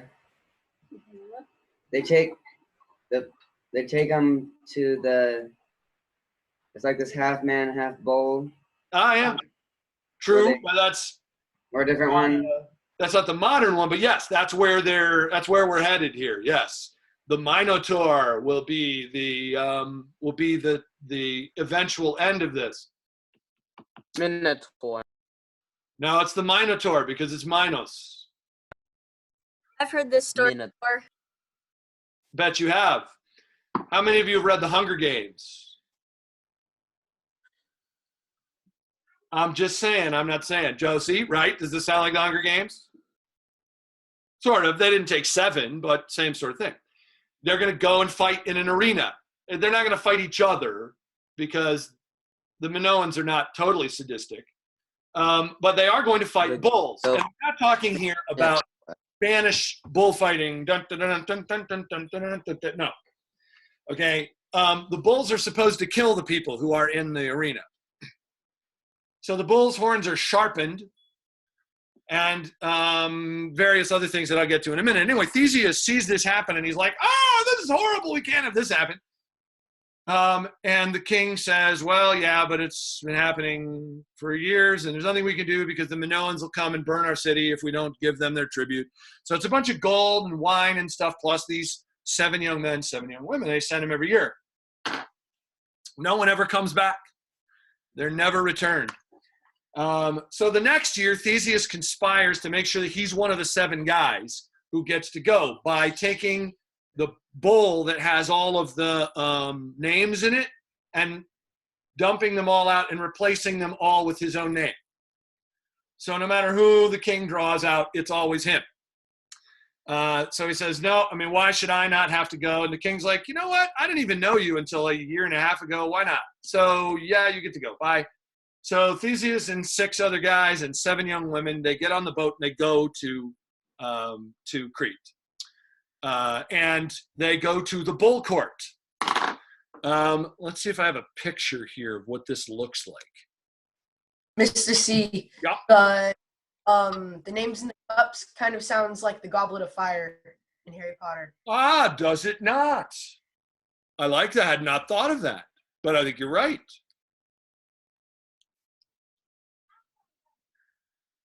They called this not bullfighting, but bull leaping or bull dancing. Here is a frieze that shows this. Sure. All I can think about right now is that song from Book of Life. Taurus, I am sorry. So here is the frieze that shows some of the things that they might do. And you have, these are bull dancers or bull leapers. And the idea was that the bull would charge you, and then sort of like a modern Olympic gymnast, you would jump, grab the horns with both of your hands, and vault backward over the beast as it ran underneath you. That was like the highest level of skill. You may not be aware of this, but most of you live out in farm country, also known as real country, and cows are fast when they run. Full-grown male bulls are really fast. And if one of them is running at you at full speed, being able to grab the horns and vault yourself over backwards on the thing is a complex and dangerous maneuver that probably will result in your death. But if you were able to do it, it's pretty great. And so everybody you'd go out and you would dance to track the bull, and then your leapers would vault over them, and people would throw, I don't know, candy, dollar bills, whatever. They would chant your name. Taya. And like, how do you practice that kind of a thing? Like, I don't know. Gymnastics. It's not like there's like a safe way to practice it, because there's only gonna be like a one-time try, and it's not gonna slow down, and it's not gonna be any less dangerous. They practice using bulldogs. No, I don't know. That probably not. I think I know how they practice, Mr. C. All right, and Abby's waving her hand too. So they would like littler. They would like practice on like the ram of like a sheep. Right. That's a good idea. And that's what I was gonna say. They just practiced on small sheep and things, and then as like I think they use goats most of the time. I don't know. I would think that a full-grown man would break a goat's neck trying to do that, but I don't know. Maybe not. I don't know. That's why they started when they were young. They practiced on stuff when they were young. Yeah, we don't know. The thing is, we don't know because nobody wrote it down. Or if they did, they wrote it in linear A and we can't read it. So anyway, the reason bulls are sacred in the Minoan civilization. Why? Does anyone know? Yes, Morgan! Because of the Ray, Morgan is here!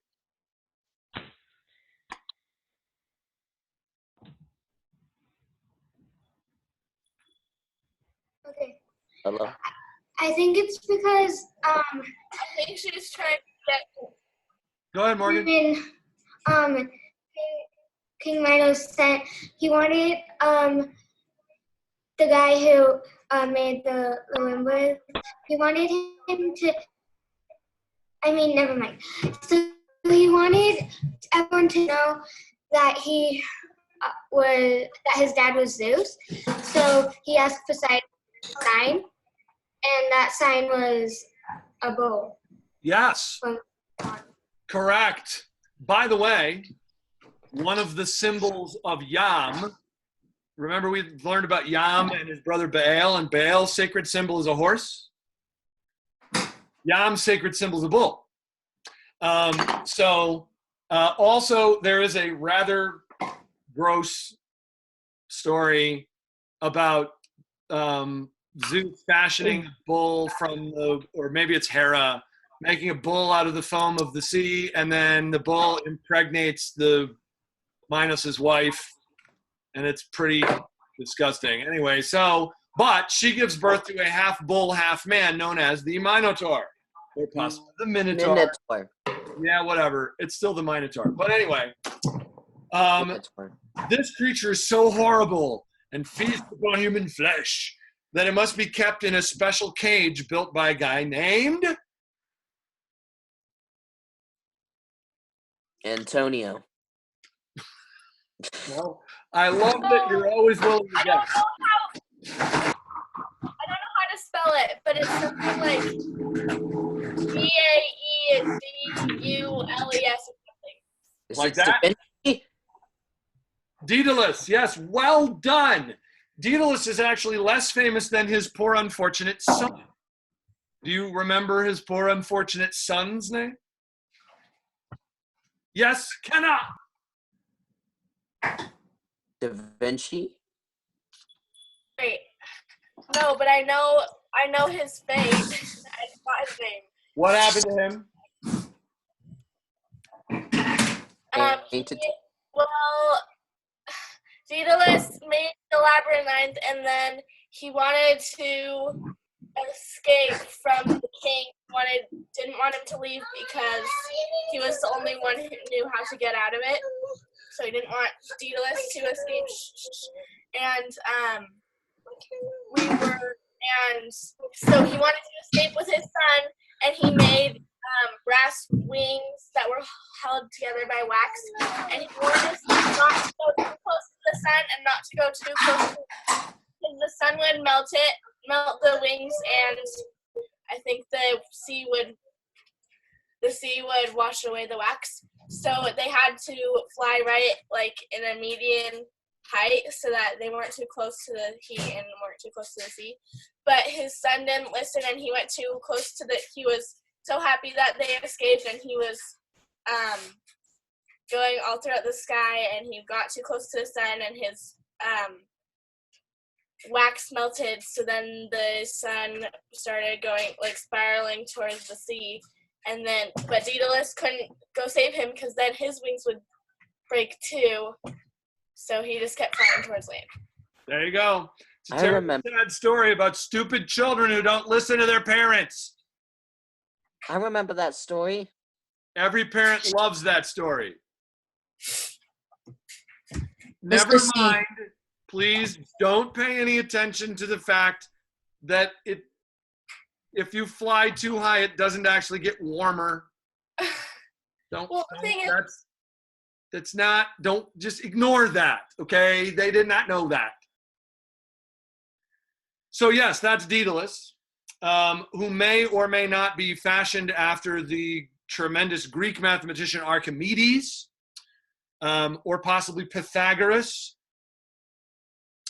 Archimedes is famous for having constructed a death ray. I think it was Archimedes that constructed a death ray. And no, I am not kidding.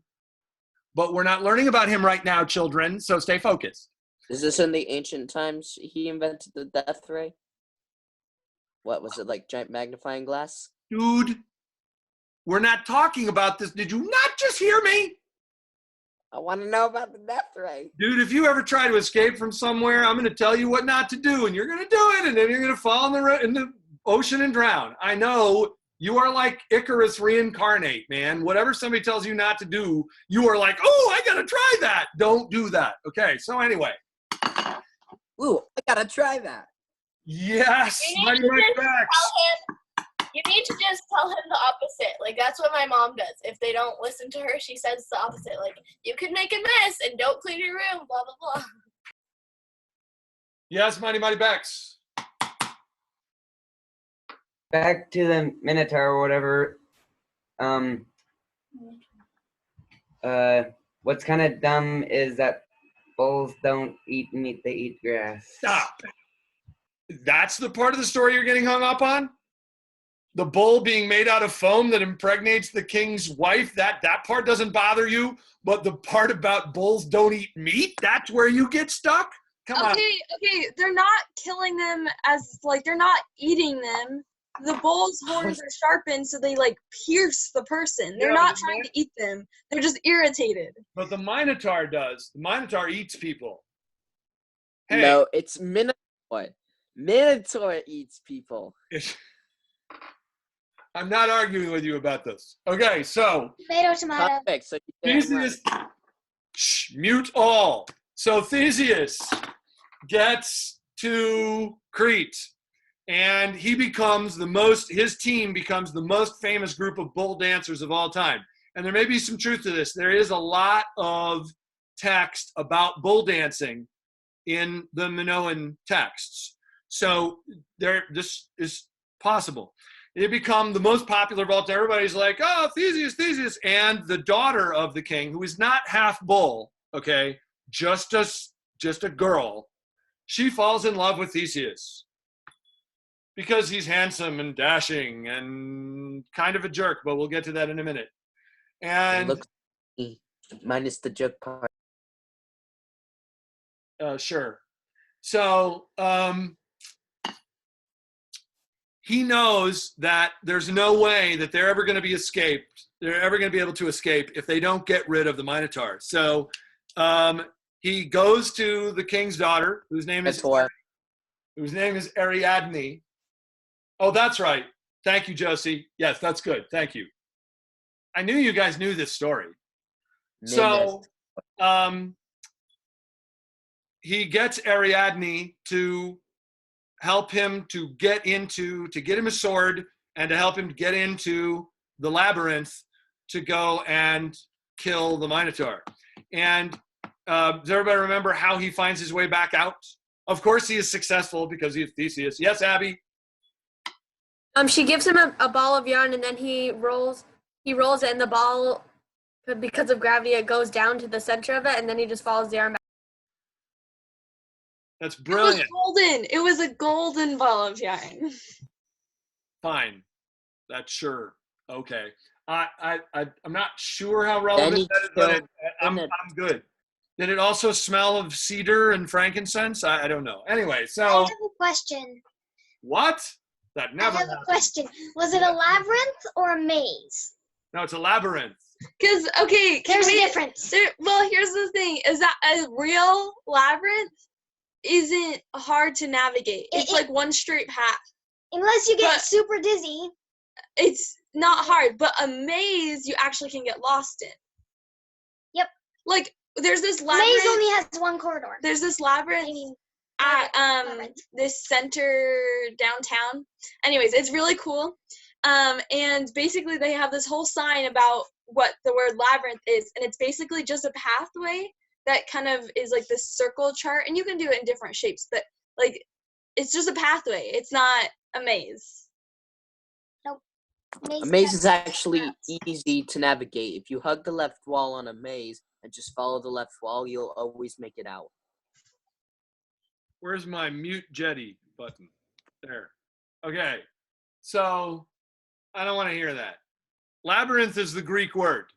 So this is a labyrinth. When they actually dug up the palace, the Minoan palace, Minos' palace, guess what they found underneath of it? They found a labyrinth. They did not find the bones of a half bull, half man, at least not yet. Anyway. Are they still digging? Sure. Still more stuff to find. And Never know. Anyway, in the labyrinth, he kills the Minotaur, and out he comes. Minotaur. And in the mute jetty, and in the chaos of all of this, while this is going on, his bull team has escaped and is burning the city, has set fire to it, and most importantly, because this is a great festival time, all of Minos' fleet is in the harbor. So Theseus and his group take 2 ships and then blockade the harbor and set fire to all the other ships. And they essentially are destroying the entire Minoan capability of projecting power. So this is the fall of Minoan. He has essentially destroyed Minoan Crete. He's killed the king and the Minotaur, and they're all. He has freed his Minotaur. No. Mute. So, interestingly enough, we don't know exactly how Minoan power fell. Minos was the greatest power in the ancient world for centuries. And all of a sudden, and I mean all of a sudden, it goes from Minos is dominating everything to nothing. Disappears. The culture vanishes from the face of the earth in a period that is so short that it might as well be overnight. Hooray, Hanson family. Yeah, Josie. I knew we were kindred spirits. Kind of sounds like that, doesn't it? The palace of Minos has scorch marks on a lot of the architecture, indicating that it was probably burned. But it also has flood marks. And not too different in time, there is a volcanic eruption on the island of Thera in the Mediterranean. Such that the island is gone now, like gone. The eruption was so violent that the island vaporized, except for a little tiny ring of rocks around the outside of where it used to be. The caldera is enormous. The island was completely blasted off the face of the earth. And it ejected so much rock and magma and dust into the atmosphere that it was 2 or 3 years before they had summer again. And as you might imagine, if you look at a picture of the Mediterranean Sea, it's kind of a bathtub. There's a little tiny way to get out into the Atlantic Ocean, and it is narrow. And otherwise, it's all self-contained. If you blew up that island in the Mediterranean Sea, think of the tidal waves. Think how big the tsunamis would be from that kind of an eruption. We're talking about, it makes Nagasaki look like one of those pops that you throw on the ground at the 4th of July. The little snaps, okay? This is such a big explosion that you could have dropped an atomic bomb in it and you would never have noticed. It's gigantic, 1,000 times bigger than the atomic bomb that blew up Nagasaki. Think about, speaking of World War II, we just keep coming back to that. It's eerie here. There's always some sort of World War II parallel. It's like it's Pearl Harbor Day or something. I don't know. Anyway. Clearly it's your college, and you should be teaching that instead. Oh, I do. Just not to you.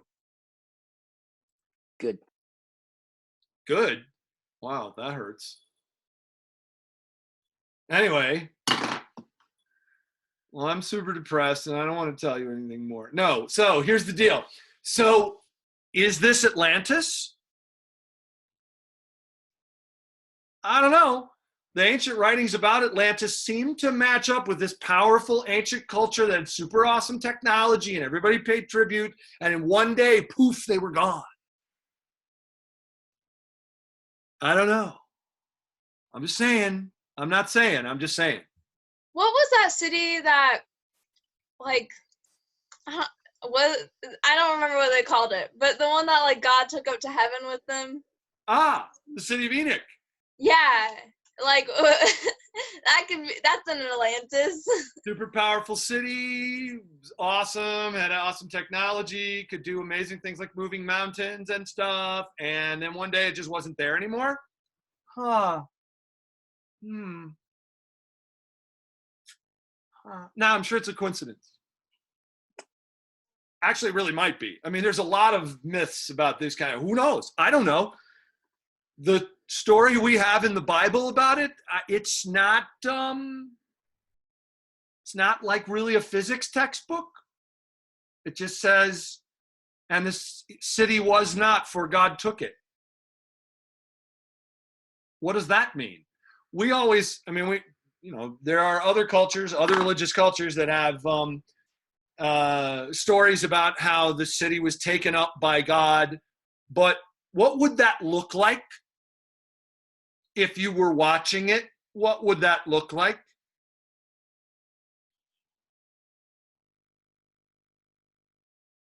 What would you actually be able? It's mighty depressing that you weren't there.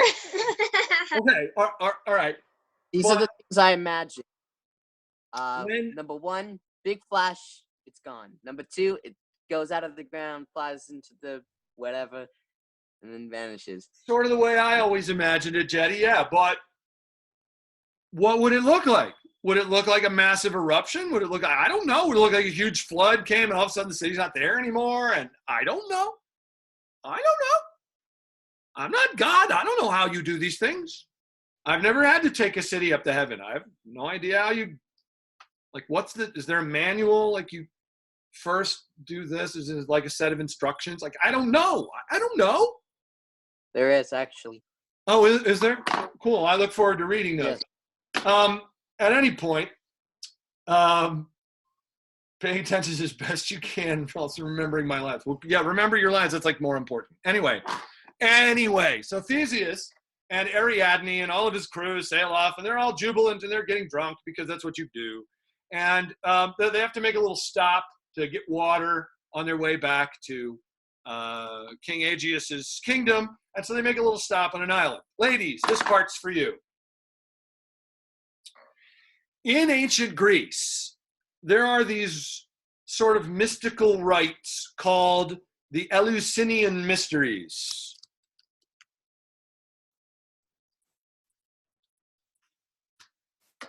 You want some seriously freaky stuff to amaze your friends? You're into your girl power? Look this up. Anyway, we don't know a lot about it because they are mysteries, and no men were ever allowed to know what they were. And since most women could not write, we don't really have written down a lot of stuff that happened. But what we do know is like hardcore creepy. So anyway, and this is celebrated at the full moon of various feast times and whatever. Anyway, Ariadne was a priestess of the Eleusinian Mysteries. And so she took all the maidens and they all went off on the island to do their mysteries, which involved things like chasing down a deer chasing it down on foot and then tearing it in pieces and eating its heart. Just saying. So yeah, it's Eleusinian Mysteries. I put it in the chat there. Kenna is really gonna, I think, be disturbingly interested in what goes on I just have this feeling about her that way. Anyway, yes. Near Eleusis in honor of Demeter and Persephone. Anyway, then it's drunken revels and the god comes and blah, blah, blah. And the goddess comes down and all this kind of stuff. Anyway, the next day, Theseus, he and the guys are all on the beach under pain of death, because if you wander into the middle of this, they will rip you apart. So you don't do that. You stay down by yourself and you let the women do their thing. He goes to find her and he finds her blood all over her mouth and whatever. He's horrified. And so he leaves her on the island. Sails off, leaves her on the island. In case yes, I know. I don't like this guy.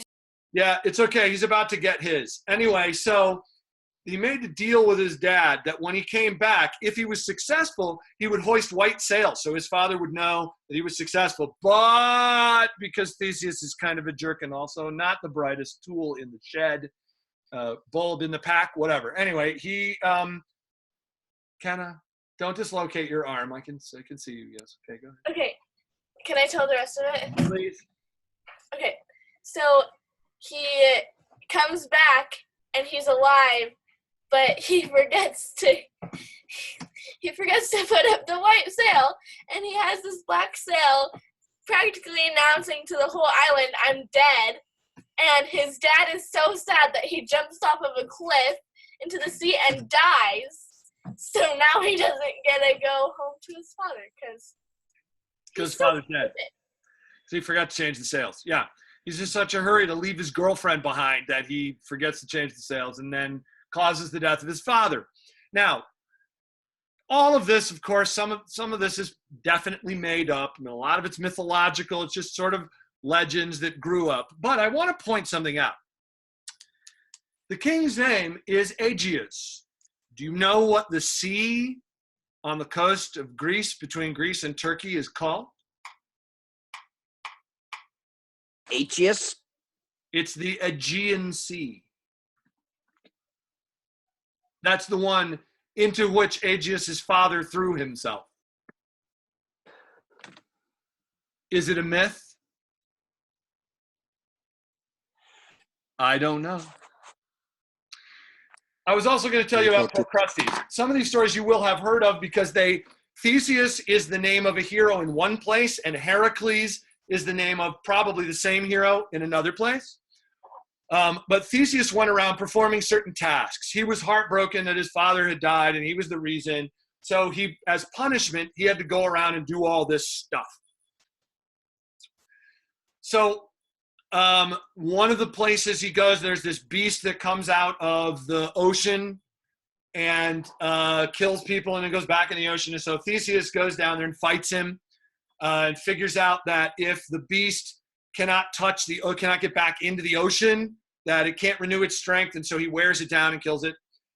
He has another one where the strength of the beast grows out of the ground, so he has to hold the beast, choke the beast while holding it off the ground, and eventually it struggles, become weaker, and he can kill it. But Procrustes is my favorite. Some of you who have read your Rick Riordan, you know that he stole a lot of this stuff for his books. But Procrustes is the innkeeper. Does anybody know this story? The innkeeper with the bed.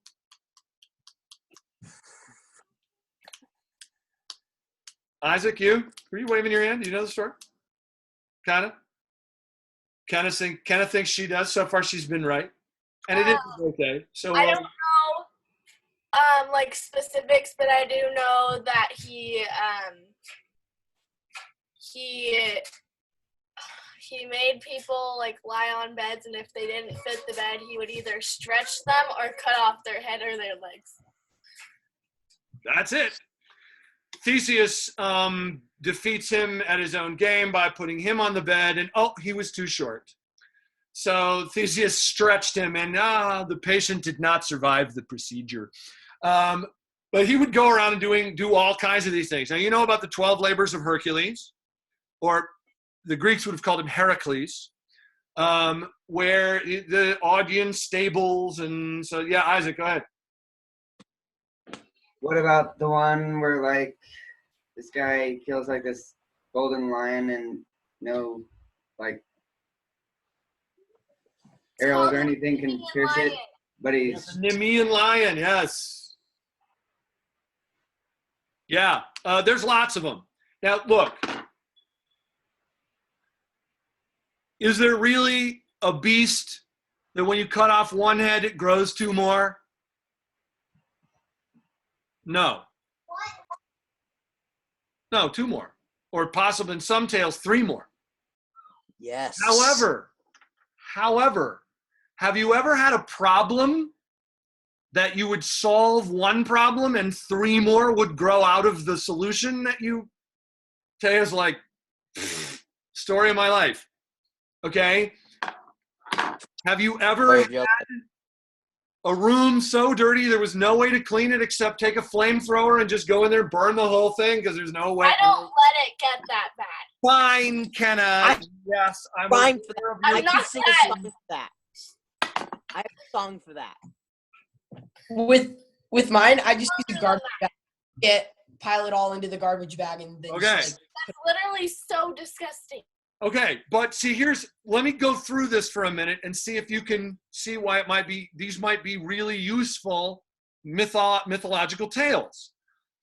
The problem with the stables is that they're so big that when you start at one end shoveling out, by the time you get to the other end, the cows have now repooped the front end. I'm pretty sure that's the word.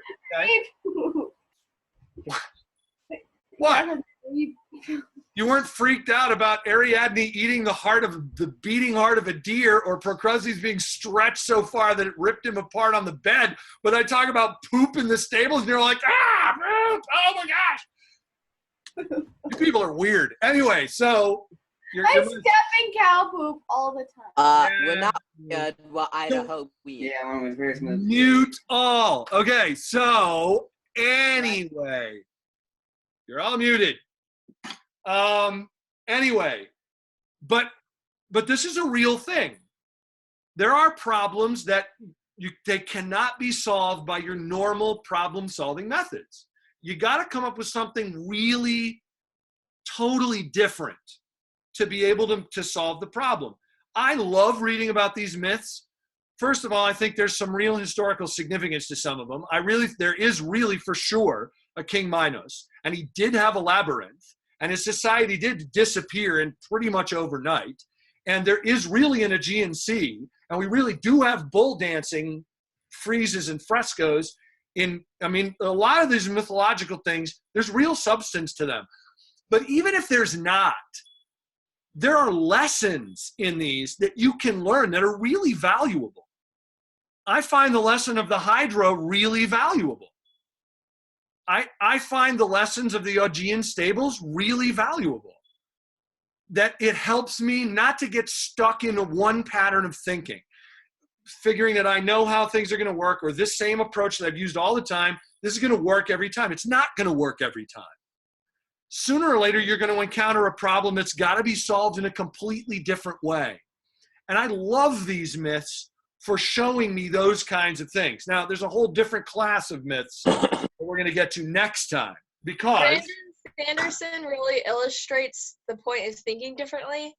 In almost every single one of his books that I've read, he calls upon the main character and like their sub characters to think like another person, like, and change it. It's cool. So anyway, next time, well, now we have very rapidly, right about this period of time, you have what's called the Greek Dark Ages. For reasons that we cannot understand, that make no sense, there's 600-year period. You have linear A, writing, civilization, 600 years of nothing, mud huts, no writing, etc. And then all of a sudden, bang, civilization again. Why? We don't know. No one knows. This civilization, this is Athenian Greece, Spartan Greece. This is Corinth, Mycenae, Metropolis. This is the Battle of Thermopylae. This is the Battle of Salamis, one of the great naval battles of all time. This is Socrates and Plato. This is Antigone. This is Aristophanes. This is the great pinnacle of Greek civilization. It's the Acropolis. It's Themistocles, Epaminondas, Alcibiades. What, got no more E's? Euripides, Eumenides. This is Oedipus.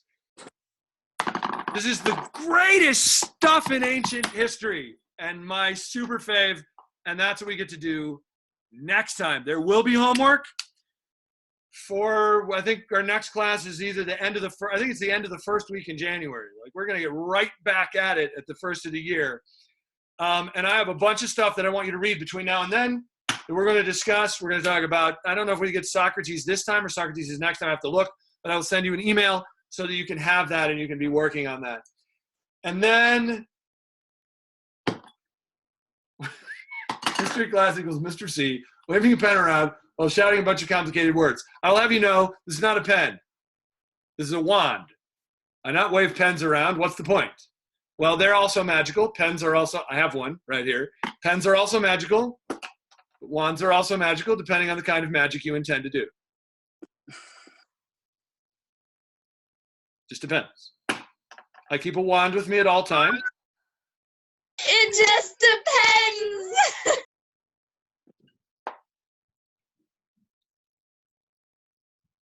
Puns. And with that, class is over. Because how can you top that? It was on point.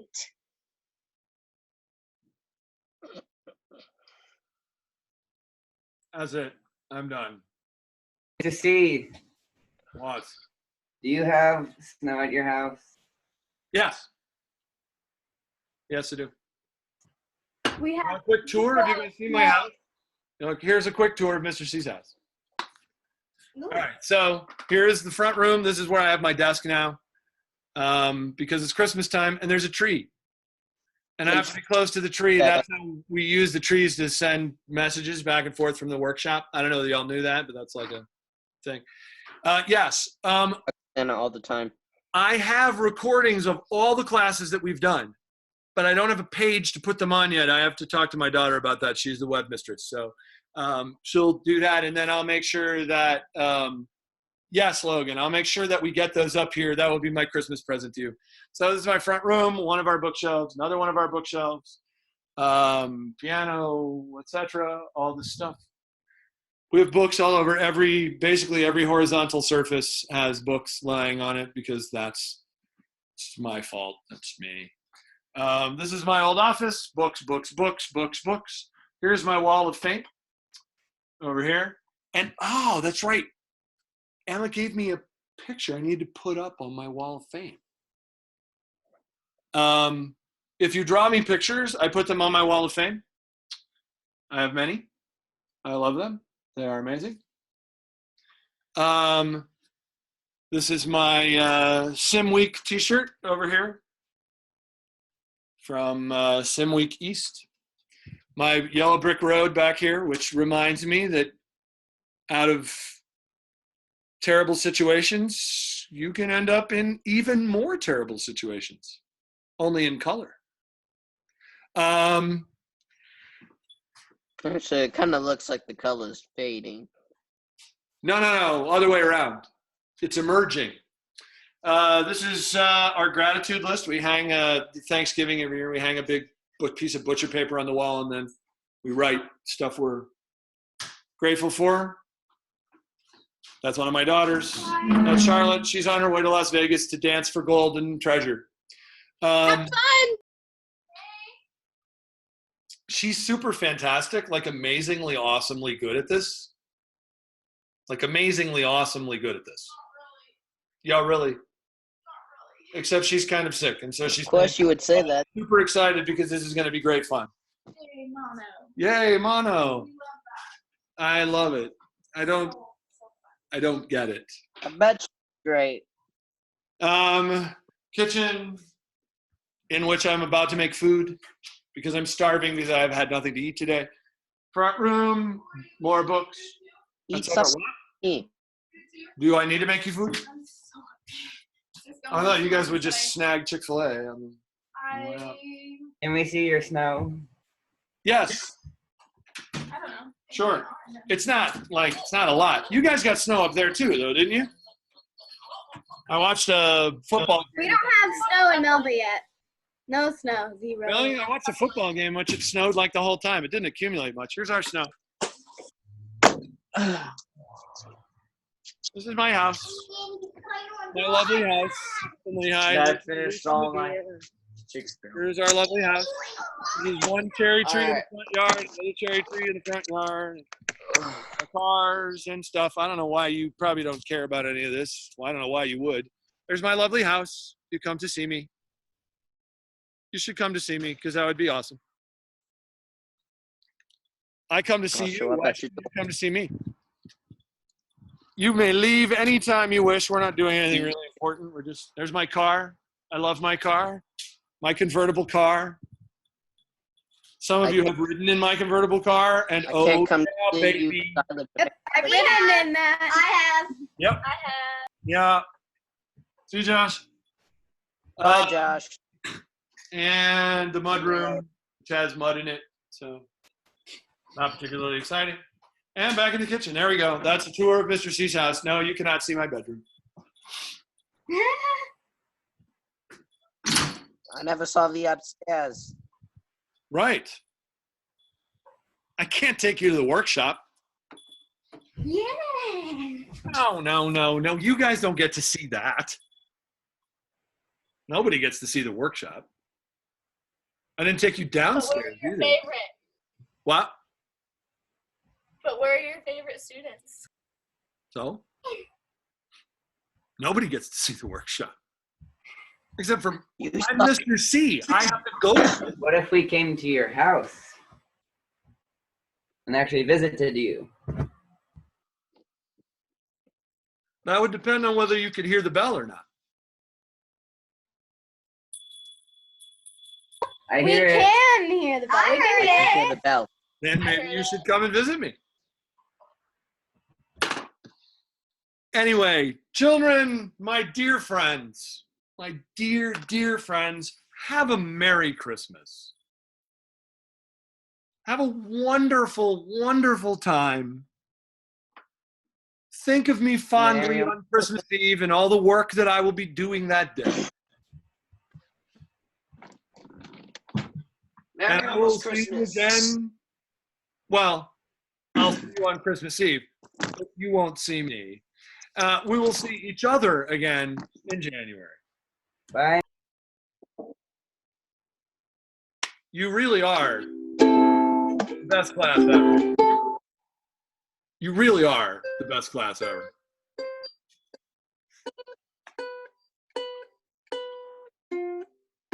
Am I Santa? Well, I don't really like that name, but I am Mr. C. I'm just saying. Mr. C stands for Mr. Claus. Okay. The C could stand for all manner of things.